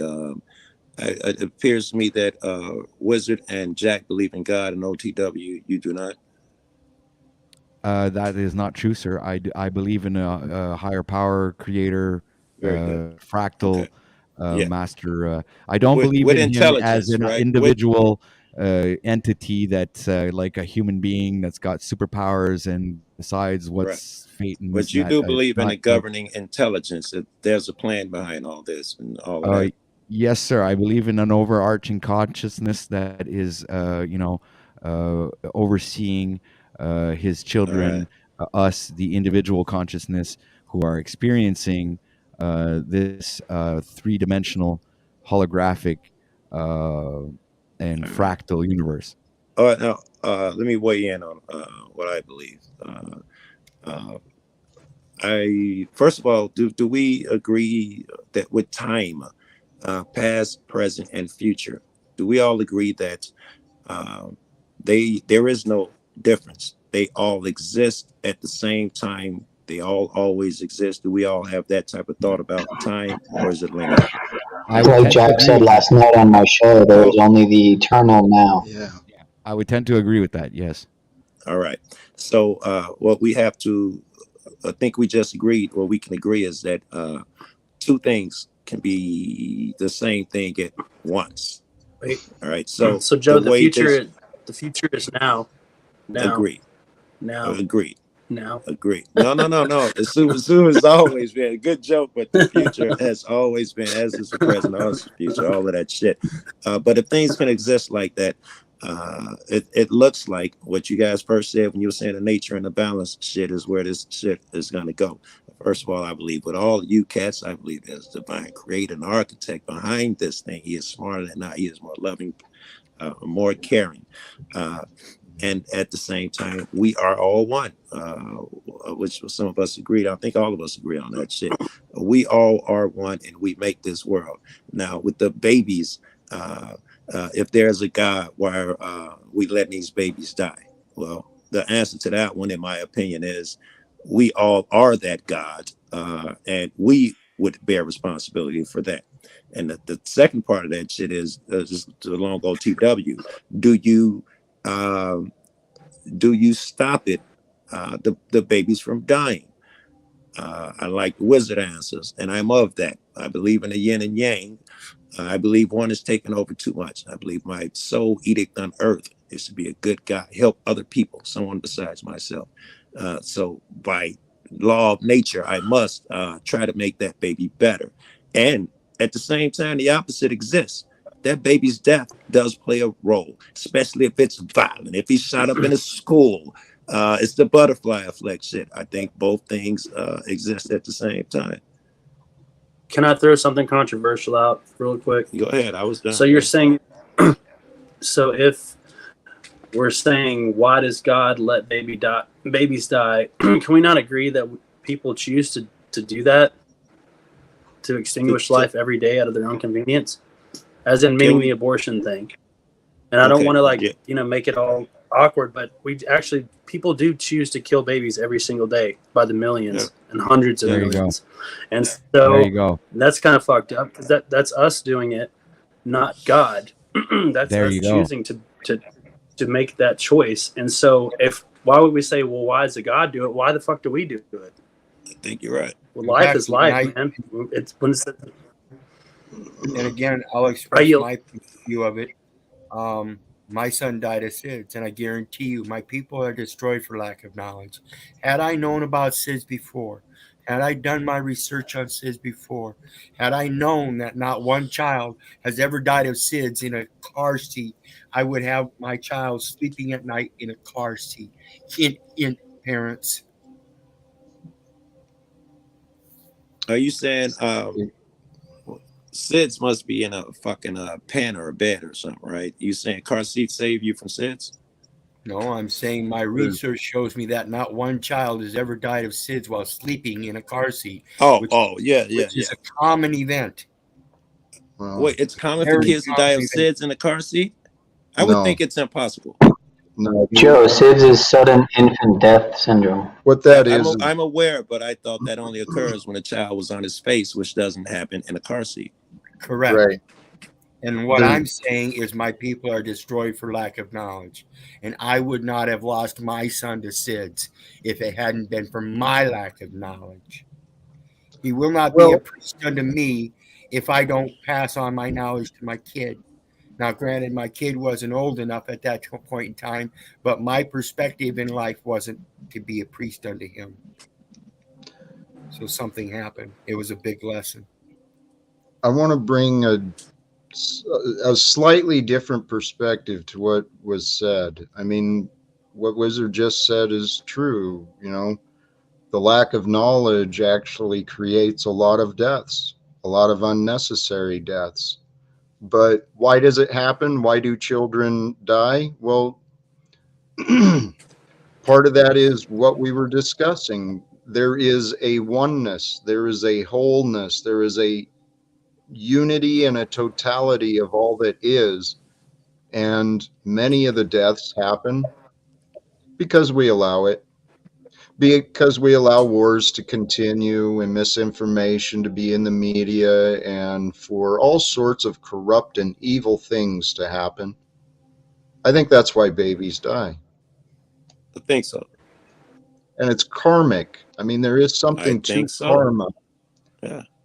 There's And an if you think intelligence. about it, if we are one, which we believe, and we're letting the yang outweigh the yin at this present moment, and all these violent shits are occurring. I'm about to lose my train of thought with that shit. But we have to find a way to come together as one to correct it. That's really seems fucking difficult. The Quran, if you ever look at the new Quran, well, I shouldn't say new, the most common Quran, it has some Aramaic writing on it. And what it says on there is that you were put here to come to know each other, not to come to hate each other. And that goes along with what we're saying.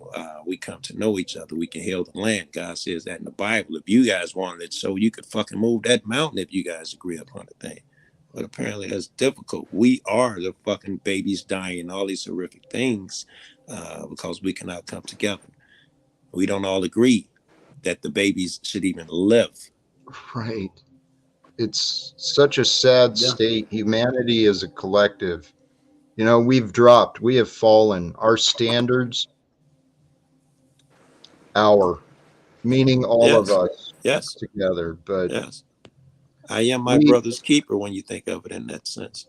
Amen. But we are here. I believe that, you know what? Those of us who are sharing time right now, we are blessed. We are in positions of comfort and safety that many others right now are not. And I believe we are here. We're here to help bring hope to those in need, to help end the suffering of those fuck with around. OTF. I'm sorry, OTW. I can't even concentrate on what you're saying because I want to get on a little bit. I'm so sorry. But with the things you were talking about earlier in God, OTW,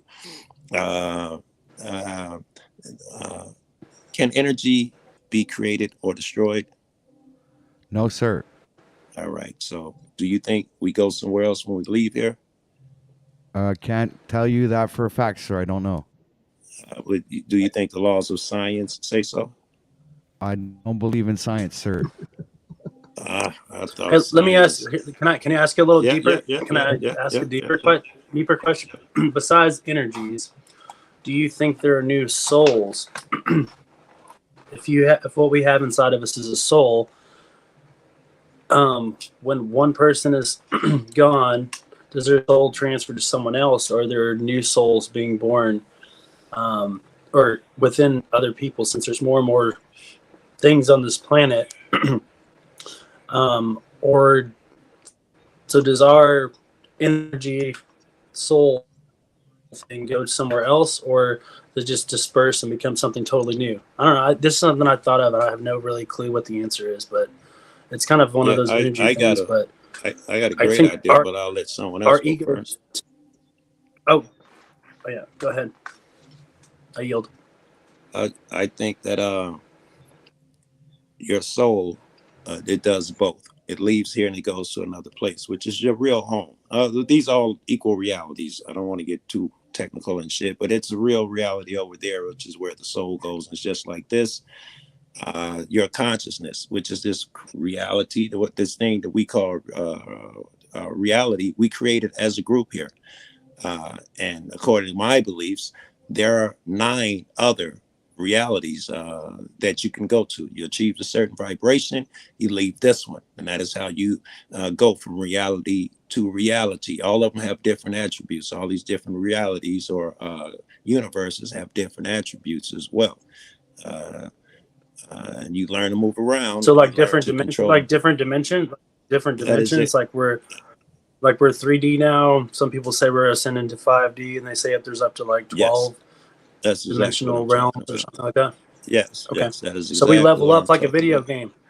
Yes. And another thing you said, OTW, as far as no one knows what's on the other side. If you don't believe in near death, then I have to approach that argument in other ways. And I have other ways. But if you do believe in near death, then there is a glimpse into what happens on the other side. Might be myself. I had a near death. I woke up 27 hours later in the hospital. I met 3 people, 2 men, 1 woman. They told me to close my eyes and they taught me some things. So I think I have some fucking insights, and they showed me some things. Anyway. That's cool. Have you ever looked at Those Jeff are Morrow's spiritual, individual podcast? spiritual experiences. Yeah, sorry about that, Jeff. Go ahead, man. Oh no, there's just one. There's a one YouTube channel. He's got a lot of subscribers, but his name is Jeff Morrow, and he all he really talks to is people that have had NDEs, and kind of like the Art Bell. Kind of, he's like another. Kind of on that same lines, or is kind of paranormal, some other stuff. Is that forever conscious? What about a concert you went to, Mike? Maybe I can find the link or whatever, but I mean, look, basically all he has on, and he does it every single day. They're not too long, but it's all people with like NDEs sharing their experiences and stuff. It's pretty interesting. Let me tell y'all how I started mine. I was with a guy, a friend of mine. Go ahead, Jack. I'm sorry, just real quick, because I dropped the link already. Keep your thought, Joe, please. Yeah. Because I dropped the link in comment, this Keshe Foundation, Dr. Keshe and his foundation, he presents a lot of stuff that I haven't wrapped my mind completely around, but if I remember right, he kind of presents a theory on that question Jeff asked about where new souls originate from. And that tab I brought up was about the connection of emotions and soul, how they relate with energies and light and intelligence. The dude's pretty out there. What were you saying, Joe? I wanted to tell about how my story began, how I had that near death. I think it adds to it. I'm just telling the beginning here. I was with a guy, one of the worst reputation, El Rukin gang members, if y'all know that name. He was one of the worst. And I was over his crib, and he came back in and he met me there, and he just killed an entire family. And he was mad at himself for leaving one of the children alive, right? And he knew that kid owed him and could ID him. So he said, undoubtedly, yes, this is a true story too. The feds will be here tomorrow morning, Joe. And that night, when I went to go to sleep, when I closed my eyes, I saw waterfall in a valley. I was from where my angle here, the valley is straight ahead. I was on the right-hand side of the valley. The waterfall is straight ahead. And it was real. What I saw was realer than what this looks like. This looks like a dream. You see a dream and you buy it, and then you wake up and say, how could I believe it? Over there, everything was crazy. Red isn't red here. Brown isn't brown. This is a bullshit reality. It's bullshit. Over there, you could see everything, and it had I want to say a spirit, but I don't know, misguide you guys. But it had something to it. Everything over there. The sounds was not like sound here. It was, but it was not. The colors were, but they were not. Everything is over here is muted. And it freaked me out. I opened my eyes. That was the craziest shit ever. And I tried to go to sleep again. Every time I closed my eyes, this is what I saw from that same position in that same valley. And I hadn't read the Bible, wasn't a fan of God or no crap like that. Excuse me, Lord. Nothing like that at the moment. And then I stayed up for days, because every time I closed my eyes, this is what I saw till I collapsed of exhaustion. And that is how my shit began. Holy shit. That's how long ago? Oh, shit. I was probably about 20, I'm guessing. Okay. A long time ago. These experiences, there's so many. You can't discount them. You cannot discount the spiritual experiences and the beyond natural phenomenon. And Joe, you kept asking, or you brought something up, and you were asking some great questions that challenge faith, right? Yeah. The idea of is and not is. Well, those babies dying, they're only as real as we are. Great. And are we real, or are we a perception? This is what OTW said, where a lot of his beliefs, I believe, come into play. That kid is over there. It's kind of like we're over here. Well, most of us are over here. Oh my God, that poor kid dying. That kid is fine. I played a video game. I was playing fucking Modern Warfare. You cats over there crying about it like it's real. Wait till you get back over here. You'll understand the shit was temporary. I think a lot of that's going on. I think so too. There's also good shit saying the soul. We were talking about where the soul goes. That we chose to come here. There are kids who have had experiences, and they talk about how when they're young, I chose you, mom and dad. There are a bunch of those stories where say, no, I didn't choose the other family. I wanted you guys and stuff like that when they're young and stuff. Somebody went into depth in that, and it made me think that it looks like we're sitting there choosing our family. This kid in particular, and there's other people have told me stories about the same shit in books about it that they've read. Chose is like, man, I want that family there. I don't want that one, blah, blah, blah. And it's logical, man, because I look at my shit. I think I'm a tough guy. I got too much of an ego. I would have chose being a light-skinned dude, which makes it rough in the dark in the black neighborhood. And I'd have chose being a black neighborhood, which makes it rough in today's world. I would have chose to be poor because, the rich motherfucker stands no chance at having any vision or sight. I would have chosen being poor to help those people or be around those people who needed to help. It looks like I was like, this is what I chose. Yeah. And that's what I was wondering is like, do we choose this? We make it like a contract with the consciousness of the creator before, and we say, okay, I agree to go this because I need these lessons to be learned to level up. And this is the life that I've chosen for myself. I mean, it's hard to say any of that's true, but it does make some kind of sense to maybe put yourself through these lessons, or maybe you have a choice on what lessons you're going to learn to ascend higher on this journey of oneself. Another guy who had a near death, and he wrote a story about his, and it's in line with all this stuff we're talking about. He said that when he went over there, and he says the time is different over there. It took him, I think he said 2 or 3 days just for them to teach him the proper resonance to even enter into this place. He described it like vibration. And it took a couple of days to learn that. When he got over there, he saw people of all religions. He could tell by what they were dressing and what they were wearing, this and that. Everybody was okay. However, there were these people that everybody admired, because you could come back to this world. You just resonate to the frequency of this world. A door will open, you walk right in, and you're back here. And he was saying there are other dimensions, other doors. He said, but the ones everybody admired can access all of these doors. And the way they accomplished that shit down here, these were the closest who learned what love is while they were down here.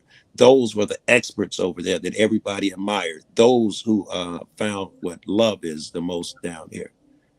That was his experience.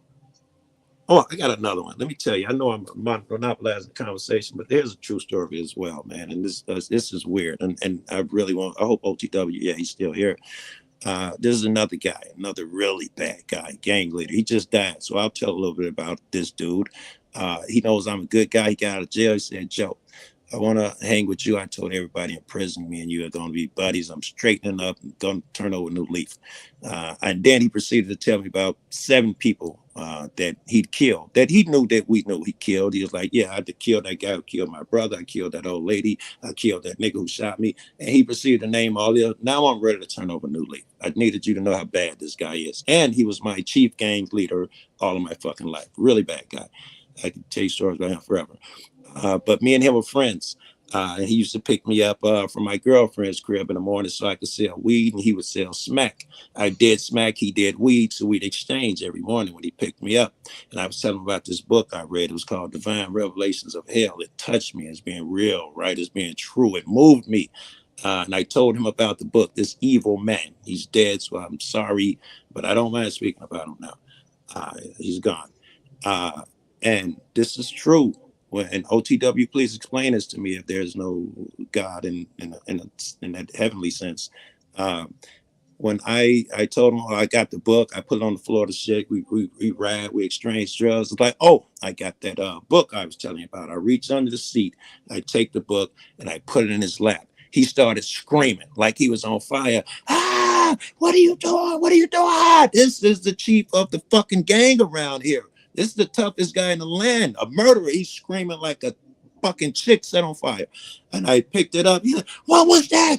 What did you just do? I said, it was nothing. It's that book. And I touched him again with it. He started screaming, get it away, get it away. And I lifted up. He said, what is that? I'm like, it's that book. Get it away.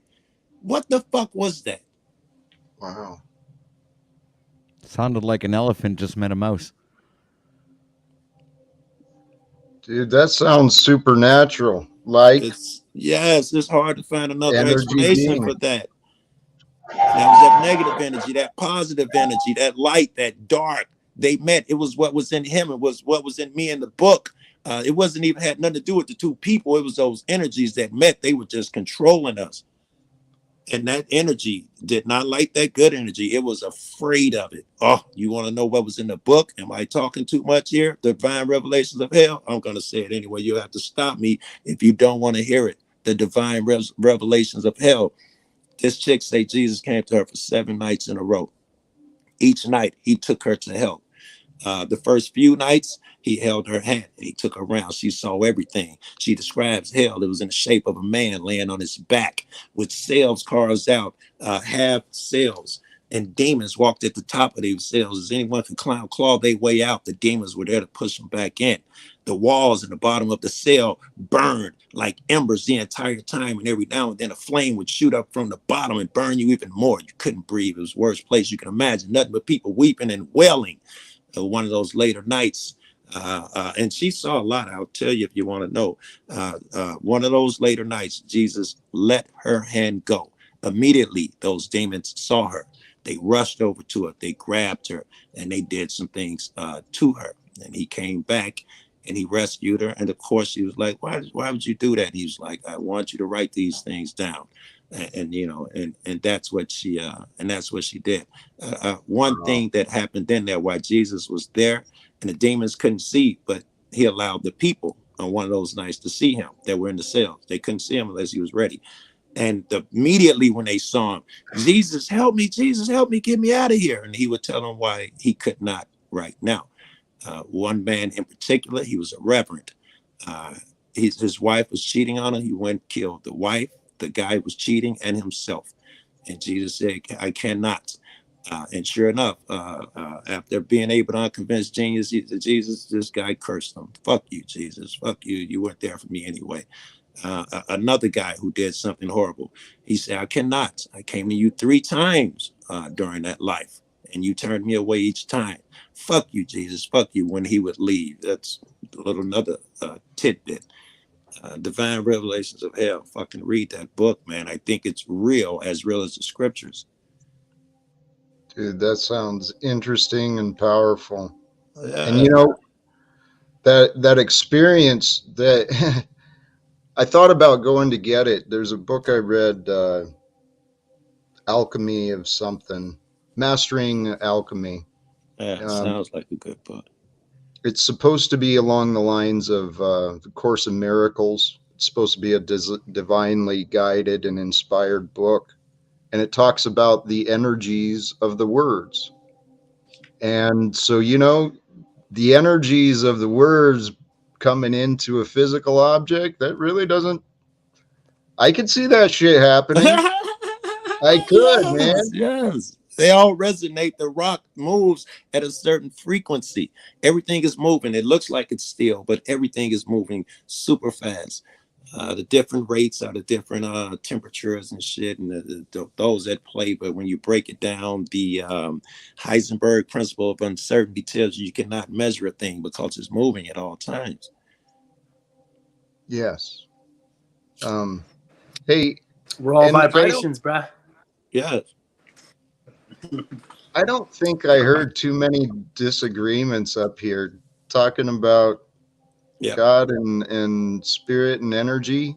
Yep. And this, step back from a bigger perspective. I mean, I couldn't really see, like, what was that show, Little House on the Prairie? Yeah. I couldn't really see the Ingalls getting together and having these conversations with their neighbors, right? So this is kind of a cool time to live. Yes. Yeah.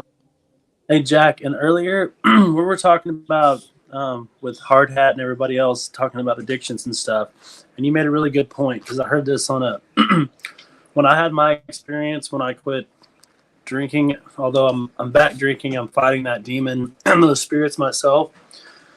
But I didn't drink for about 2 years. But I had this dream. But before that, it's describing it as like an old friend and something you got to let go of. Because it really is, like, whether it's heroin or whatever addiction people have, it's like once you do it for so long and it's a habit and addiction, it seems like it becomes a part of your identity, right?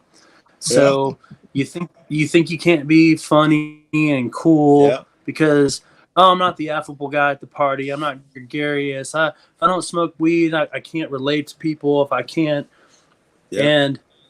And you just kind of feel like, so it's really hard to let go because it feels like it's a part of who you are and your identity. Yeah, part of your identity. And that's why why it's so hard for people to let go, because they think that they're letting go of a part of them. So, and that is listen, like, when I quit smack, I literally had that. I thought I was a mean person because when I was ill, I was mean. I thought I'd wake up wanting to kick the dog and all of that shit. I was afraid that I'd change as a person if I gave that shit up. Yep, same here. And that's a scary thought, to let go of part of you. Go ahead, Jack. And come to find out, if we just keep that and just keep building on it by accepting the change and knowing that the only one you can change is yourself. Yeah. That's what I'm finding is my best advantage, folks. Yeah. And that's why I pointed out to you. You can see the change in me because I'm telling you, this is the only one I can change. And I'm telling you, don't believe me. Do your own damn research. Hey, as Wizard, that's the only way you're going to change. Is it some of this, Wizard? I believe that God played a huge role. I feel like I let go in a way of my plans. And God has been taking over in my life, my personality, everything. I had to let go. I mean, that is a huge part. That word surrender, and a lot of people think that's a weak thing, and it's not. It is absolutely not. The willingness to let go and surrender. Sir. Yeah. You know what sir is? Okay. Yep. And actually, in the render part, what you're doing is you're rendering a person. Now, the person is that imagination. Rendering a service. That fabrication. That false identification known as a comment. Look up comment etymology. It's going to tell you. So anytime we have a conversation where we're coming together as a surrender, we are rendering a person, a comment, a communication. That's all it is. That's great stuff.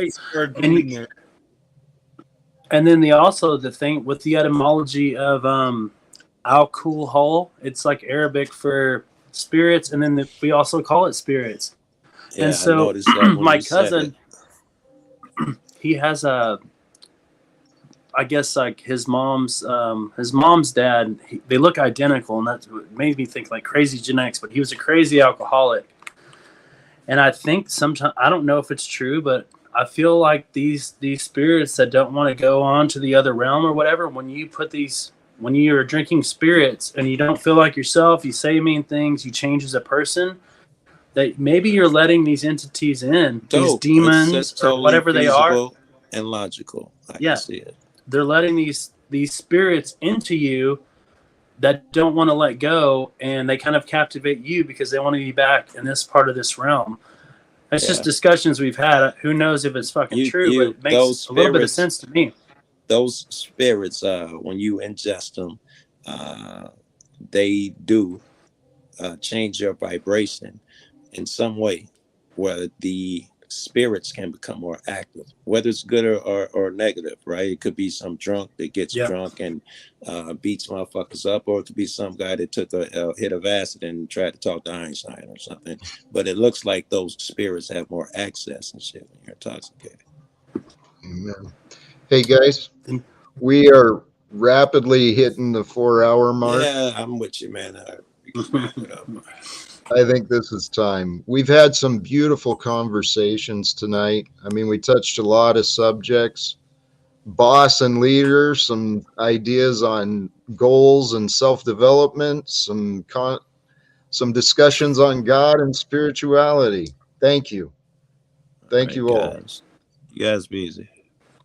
Unless anyone has any last words. Nothing pressing. Everyone be blessed. Hey, yes. I'm not going to promote I'm good, everybody. man. Thanks for having me, All Jack. right. Hey, God bless. Thank you, everyone who joined, who tunes in, and let's find our purpose and pick a path. Choose love and live without fear. God bless. This was a great